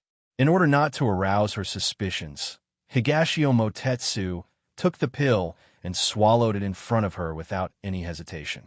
Tao Tao was very satisfied with his straightforwardness. Seeing that it was already very late, she prepared to stand up. However, the moment she got up, she felt a little dizzy and staggered. Higashio Motetsu immediately went up to support her. Only then did he realize that her expression was a little off. He scolded himself for being careless and asked anxiously, "What's wrong? Were you feeling unwell?" Actually, she was already feeling much better when he supported her. Her body instinctively wanted to shake off his hand, but when she saw the worry in his eyes, she didn't harden her heart. Instead, she shook her head. "Maybe it's because I've been too busy these past 2 days and haven't had enough rest. I'll go back and have a good sleep later." Hearing her say this, although he was still worried, compared to him, she was a doctor. No matter what, she would know more about medicine than him. He could only nod. Then, he thought of something and his eyes lit up. He wanted to say something, but she rejected him in advance. "I still have some medicinal herbs in my courtyard. I have to go back and collect them. I can't stay here. Your body hasn't fully recovered, so you should rest well. I won't disturb you." Saying this, she withdrew her hand from his. Then, without looking back, she took the things and left. It wasn't until she was out of sight that he reacted. He lowered his head and looked at his empty hands, just like his empty heart. How unbearable. Xuanqi Zima walked in. When he saw that his palace mistress was in a daze, he immediately tiptoed and lightened his footsteps. "Palace mistress, are you all right?" Higashio Motetsu did not raise his head to look at him. Tao Tao just left. Follow her and escort her. Don't let her find out. Since the palace master's voice was so low, it was obvious that something had happened. However, as a loyal subordinate, Xuanqi Zimo didn't dare disobey his orders. He immediately ran out to escort the person whom the palace master treasured the most. Tao Tao left the cave and was blown by the cold wind. She was much more clear-headed now. She smiled bitterly. Although she had cured her senior sister's poison, she had hurt her body because of the delay. However, it was not a big problem. She would be fine after some rest. However, she was more concerned about the way Dong Ting looked at her just now. That kind of nervousness and worry was something she had never seen from him before. And when she finally left, he seemed to be very hurt. She shook her head. How could a proud son of heaven like him have such a side to him? It was already good enough that he didn't hurt others. Therefore, she quickly put this matter to the back of her mind because it was no longer important. The next day, Higashio Motetsu didn't wait too long. He arrived early in the morning. He greeted her as usual, and even at breakfast. He didn't seem to take what happened last night to heart. Tao Tao thought that she must have seen wrongly last night. This time, Higashio Motetsu still took the medicine given by Zimo, as usual. The poison was still in his body, but when he faced her examination, he still felt very guilty. The little witch was very smart. When Tao Tao took his pulse, she found that the poison was not cured. Her expression immediately darkened. Could it be that there was something wrong with the medicine? She immediately took out the medicine bottle from last night and checked it. There was nothing wrong with the medicine. Moreover, she did watch him swallow the medicine last night. If there was nothing wrong with this, then the problem must be somewhere else.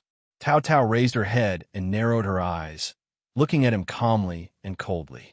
Did you secretly do something? Higashio Motetsu didn't expect her to see through him so quickly. He still wanted to struggle, but her eyes were so firm that he couldn't help but smile. Perhaps he could get away with it in other places, but in terms of medicine, he was no match for her. Tao Tao. He had just opened his mouth when she interrupted him angrily. Higashio Motetsu, do you want to die? You know that some medicine can't be taken carelessly, especially when it's related to poison. What do you want to do? The girl in front of him was so angry that her eyes were red. She glared at him and clenched her fists as if she wanted to throw him to the ground and punch him a few times. It was rare for her to be so angry. Although he was scolded, he knew that it was because she was worried that he would abuse his body. His heart warmed, and he smiled seriously. I just want to see you. Tao Tao was on the verge of anger. His words were like a heavy downpour from the sky, drenching her anger. She was flustered and her mind was blank. She looked at the person in front of her in disbelief. This person was still the insufferably arrogant Higashio Motetsu, who didn't care about anything. Could it be that someone was impersonating him? For you. Higashio Motetsu didn't expect that the first confession in his life would be questioned. However, he thought deeper. Tao Tao's first reaction wasn't to believe him, but to suspect. Did that mean that in her heart he was like this? Or did she really not believe that he would like her? No matter which possibility it was, he didn't want to see it. Who else can I be? Tao Tao, are you scared, silly? I want to see you. Is it not enough for you to believe me? When have I, Higashio Motetsu, ever lied? Tao Tao looked at him, the corners of her mouth slightly raised. Yes, you disdain lying the most, but what does it have to do with me? Dong Ting, no matter what you think in your heart, no matter what you want to do, it has nothing to do with me. Higashio Motetsu looked at her in a daze. For a moment, he couldn't say anything. She reached out and put another bottle of medicine in his hand. This is to cure the poison in your body. Don't hurt your body. A lot of people will feel sorry for you. Then what about you? He looked at her, a trace of hope rising in his eyes. Tao Tao lowered her eyes, took a step back, and put some distance between them. She looked at him with a calm gaze. I won't anymore. You've never cared. I've traveled thousands of miles for you, but I've never once looked at you. My heart, that has been hurt time and time again, can never be healed. After Tao Tao finished speaking, she turned and left. This time, her back view was very resolute. Higashio Motetsu watched as she gradually walked away. He slowly clenched his hands, turned around, and heavily smashed them against the mountain wall. The back of his hand was covered in blood, but he didn't care at all. In the end, he sat down on the ground dispiritedly.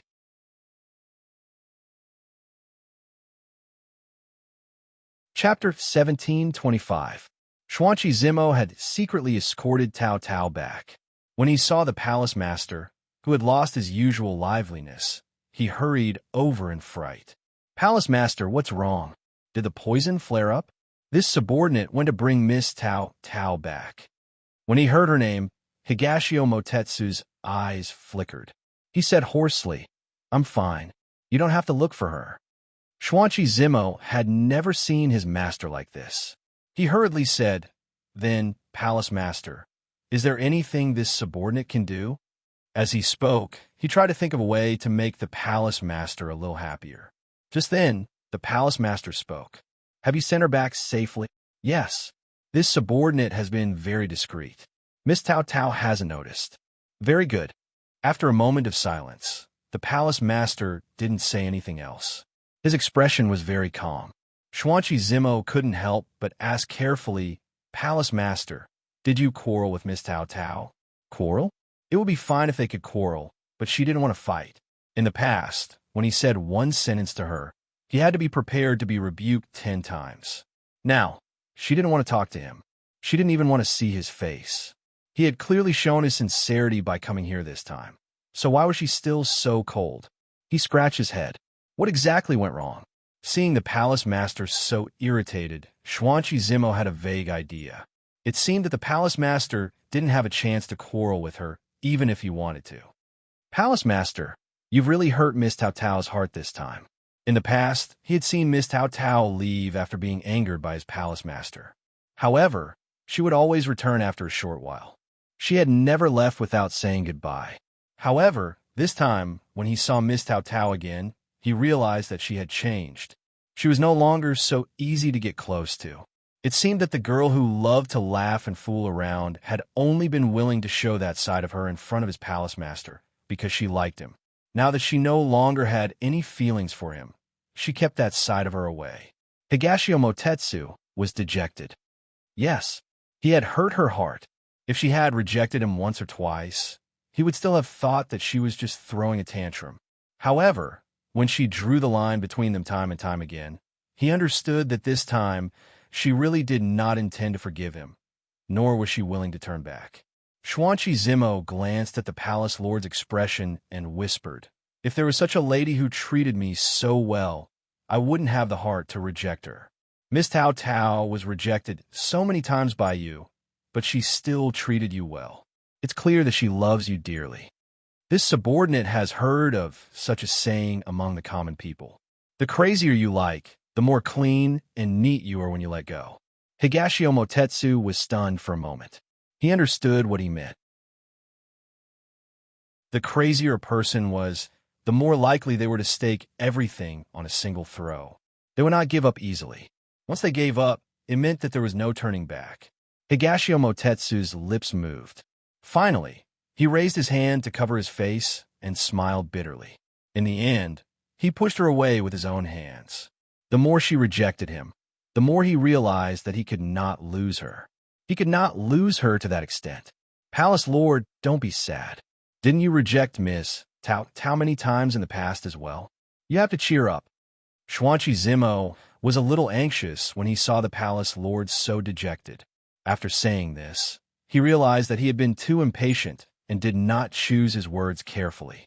He did not know if he had stepped on the Palace Lord's sore spot. He had really touched on a sore spot. However, these words shocked Higashio Motetsu. That's right. She had been rejected so many times in the past, but after that, she could appear in front of him as if nothing had happened. Why was he so dejected after just a few setbacks? His phoenix eyes that had lost their light were once again dyed with luster. He patted his subordinate's head and said with a smile, "You finally said something right." Xuanqi Zimo looked at him in a daze. Higashio Motetsu opened the porcelain bottle that Tao Tao had left behind. He poured out a pill and swallowed it. After thinking for a moment, he asked, "Have you found any news from the Devil Valley?" "It's already been investigated." Hearing the Palace Lord's question, Xuanqi Zimo finally remembered what he had come here for. He had only just received the news today, but the contents of the bottle had shocked him so much that he could not speak. If it weren't for the fact that he had seen the Palace Lord's soulless appearance when he returned, he would have spilled the beans long ago. Soon, only Xuanqi Zimo's voice remained in the cave. The sun was soft and beautiful, the mountain winds were blowing, and the earth was returning to spring. Everything seemed to be brimming with vitality, but a storm of blood was brewing. Tao Tao returned to the Devil Valley. Along the way, she encountered many of her fellow disciples who seemed to be in a hurry. She recalled that in 3 days, the official competition for the position of Devil Valley Master would begin. She hadn't thought that time would pass so quickly. It seemed that she had to make preparations as soon as possible. In these 3 days, she had been cultivating wholeheartedly, not daring to be distracted. Occasionally, she would think of the sincere and earnest eyes of that person in the cave. In that instant, she had almost believed him. But a missed opportunity was a missed opportunity. There was no time to make up for it. Perhaps she was still worried about whether or not he had taken the medicine she had left behind. Perhaps she would still recall the events of the past, but her determination would not change. Moreover, after what had happened that day, he would most likely return. He would no longer remain in the Devil Valley. Someone as proud and outstanding as him had been repeatedly humiliated by her. He would most likely not appear in front of her again. That was also good. She would have nothing to worry about. She was prepared to go all out, and she was also prepared to die. In this competition, there would only be one person who could survive. No matter how many disciples they had taken in, after a fierce battle, only the one who could survive would be the victor. Using 10 or 20 years to cultivate a successor, every step of the way stepping on the bones of their fellow disciples. This was the cruelty of the Devil Valley. From the day she returned to the Devil Valley, she had never thought about what would happen in the future, because whether or not she could survive was still unknown. She just hadn't expected that he would come here. Thinking of this, she patted her cheeks. Didn't she say that she would never think of him again? Why was she so disappointing again? At this time, a strong wind suddenly blew open the 2 windows in the room. Blinded by the wind, she couldn't help but frown. She got up to close the windows. She closed the windows to the east and then to the south. Clapping her hands, she turned around and found that there was one more person in the room. That person's back was facing her. Only when he felt her gaze did he slowly turn around. His eyebrows were the same as before, and the corner of his mouth hung a charming smile. Morning! His figure had been seen day and night for 3 years. How could she not recognize him? Moreover, he liked to wear purple. At first glance, she had recognized him. But even if she recognized him, so what? She gritted her teeth. Who could tell her why this guy had appeared here?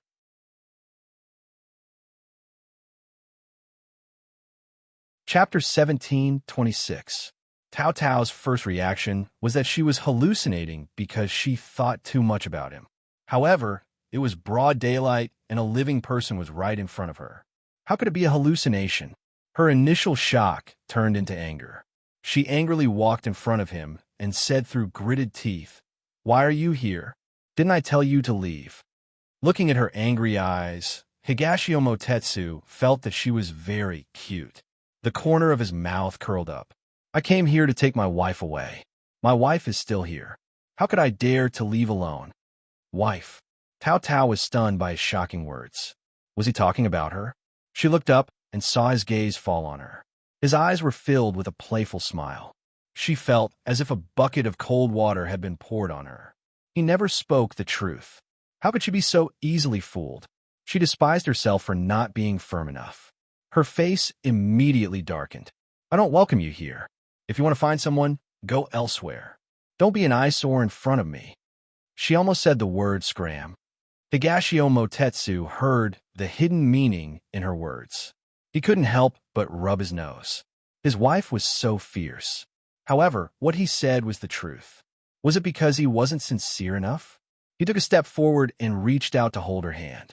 He restrained his smile and said seriously, "Tao Tao, I'm here to take you away." "Take me away? I'm fine here.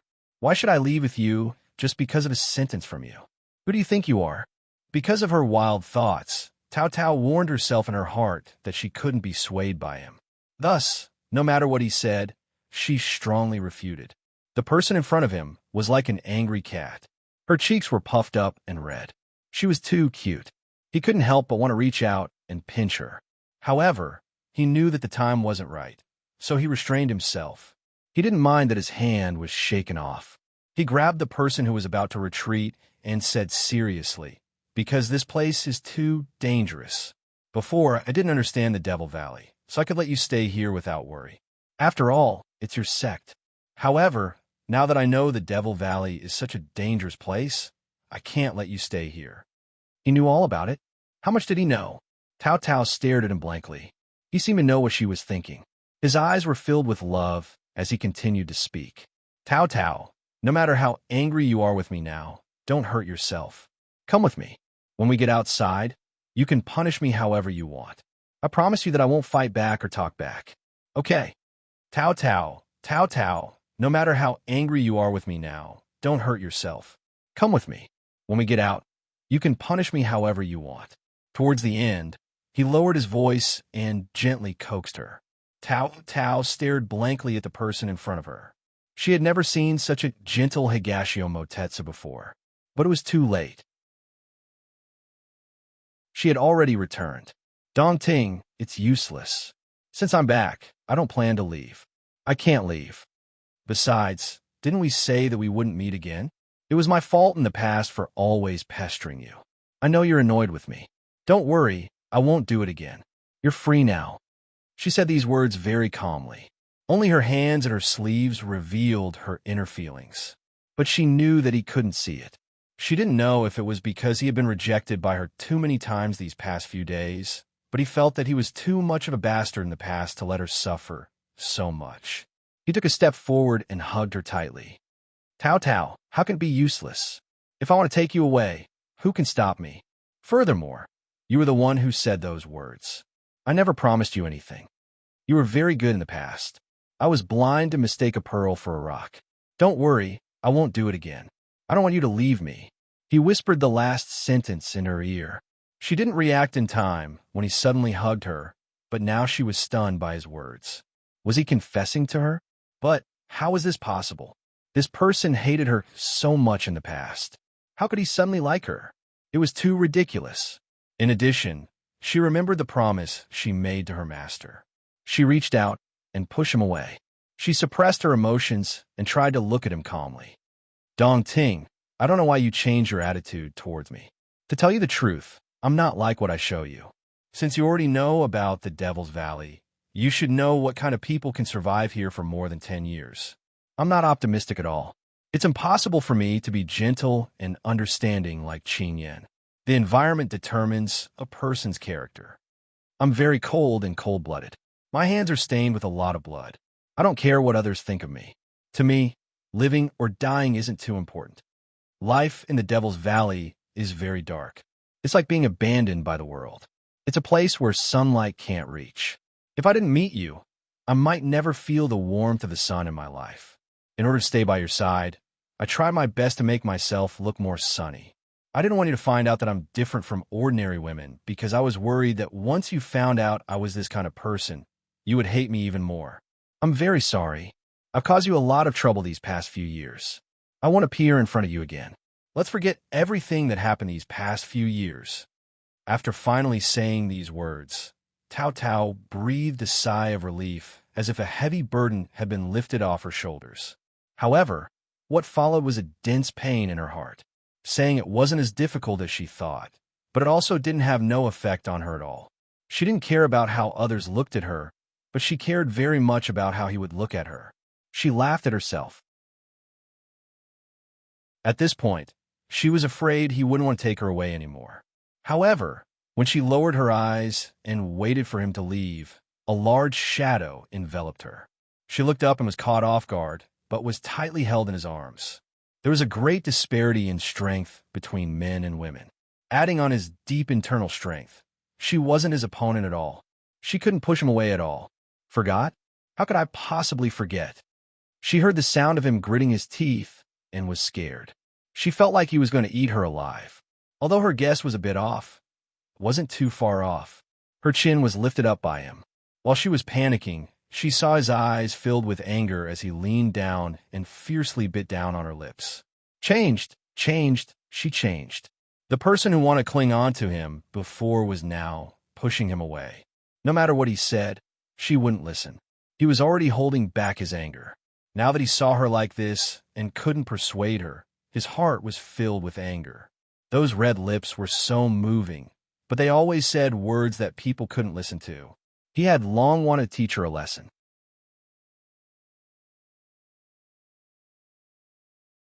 Chapter 17:27.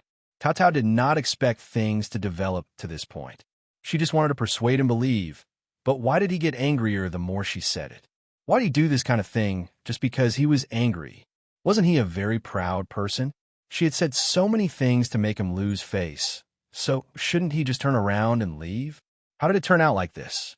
When he was kissing her lips, she subconsciously wanted to push him away, but he seemed to have expected it. He held her wrists with one hand and held her waist with the other. Then he turned around and pressed her against the pillar. Her back was against the pillar, and there was no way for her to retreat. But the person in front of her wanted a yard after taking an inch. His entire body was pressed against her body. It was a tight fit. The thin layer of clothes couldn't stop the hot skin and the hard chest. She was in a daze. Didn't this person look quite skinny? Why was he so well built? But at this time, her lips were bitten. She angrily glared at him.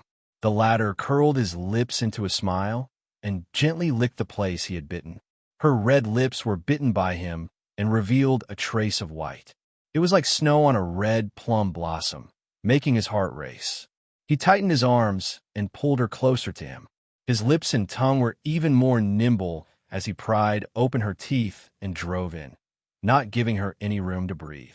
The person who had the strength to resist earlier, after being touched like this, her entire body went limp. If it wasn't for the hand around her waist holding her in place, she would have gone limp and fallen to the ground. She could only angrily glare at him. She didn't know that her eyes looked like they were soaked in water. They were sparkling and very seductive. Higashio Motetsu pinched her waist and sighed in his heart. She really was a seductress.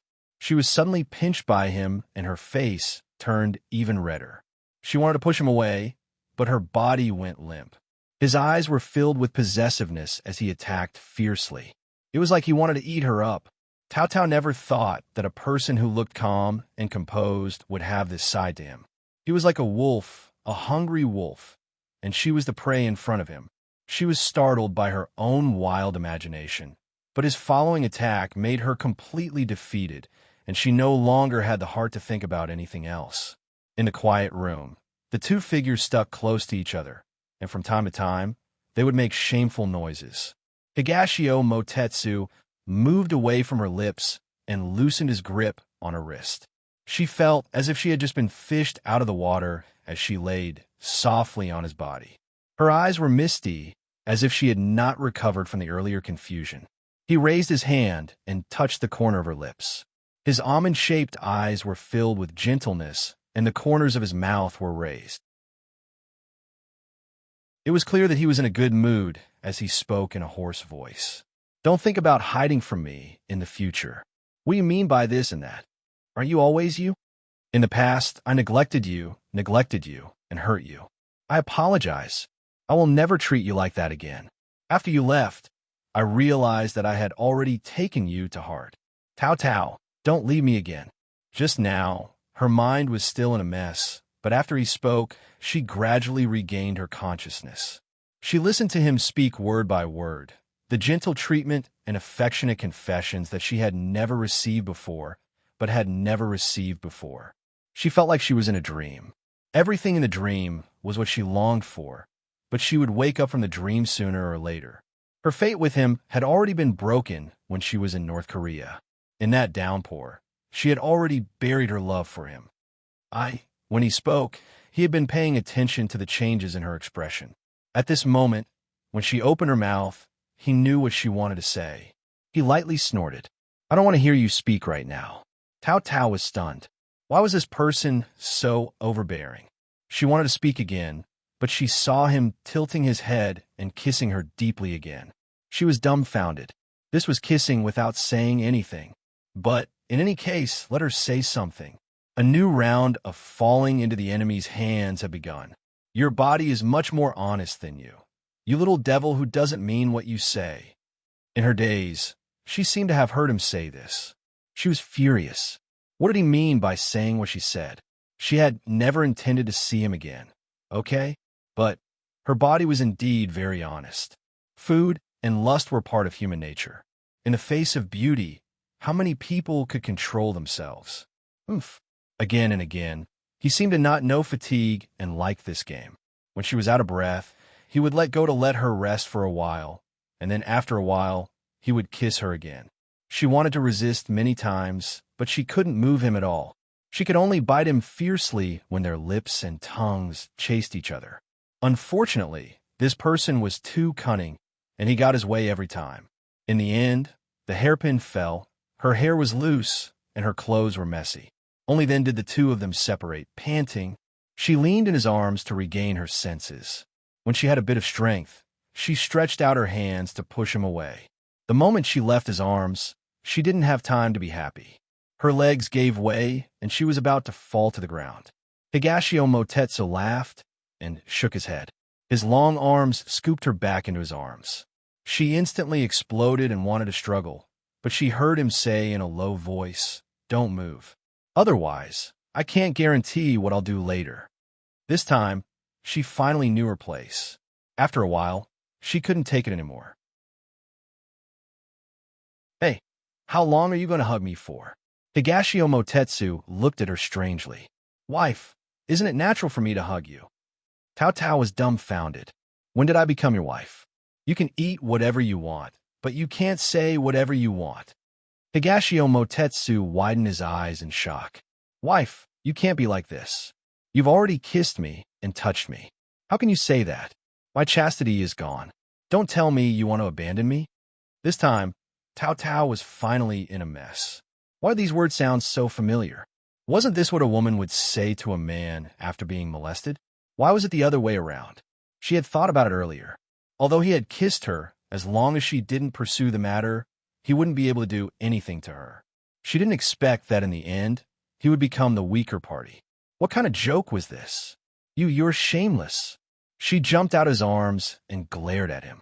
After a long time, she finally squeezed out this sentence. Higashio Motetsu looked at her with a smile that wasn't a smile. "I don't care. If you don't take responsibility for me, I'll tell everyone that you kissed me, touched me, and even abandoned me." How could this person be so shameless? Tao Tao's face and ears turned red from his words. She glared at him angrily, but couldn't say a word. This person didn't follow the rules at all. Higashio Motetsu looked at her angry look. She was so cute that he wanted to reach out and hug her again. However, at this moment, he felt that something was wrong with his body. Tao Tao also noticed that something was wrong with his expression. Suddenly, he frowned and spat out a mouthful of black blood. You're tuning into the Romance Rendezvous YouTube channel. We're so grateful for your support, and don't forget to subscribe to join us on this incredible journey through captivating stories. Your generosity through donations truly makes a world of difference, as it's the primary source of revenue that allows me to expand and enhance this channel for you. Thank you from the bottom of my heart for being a part of this adventure.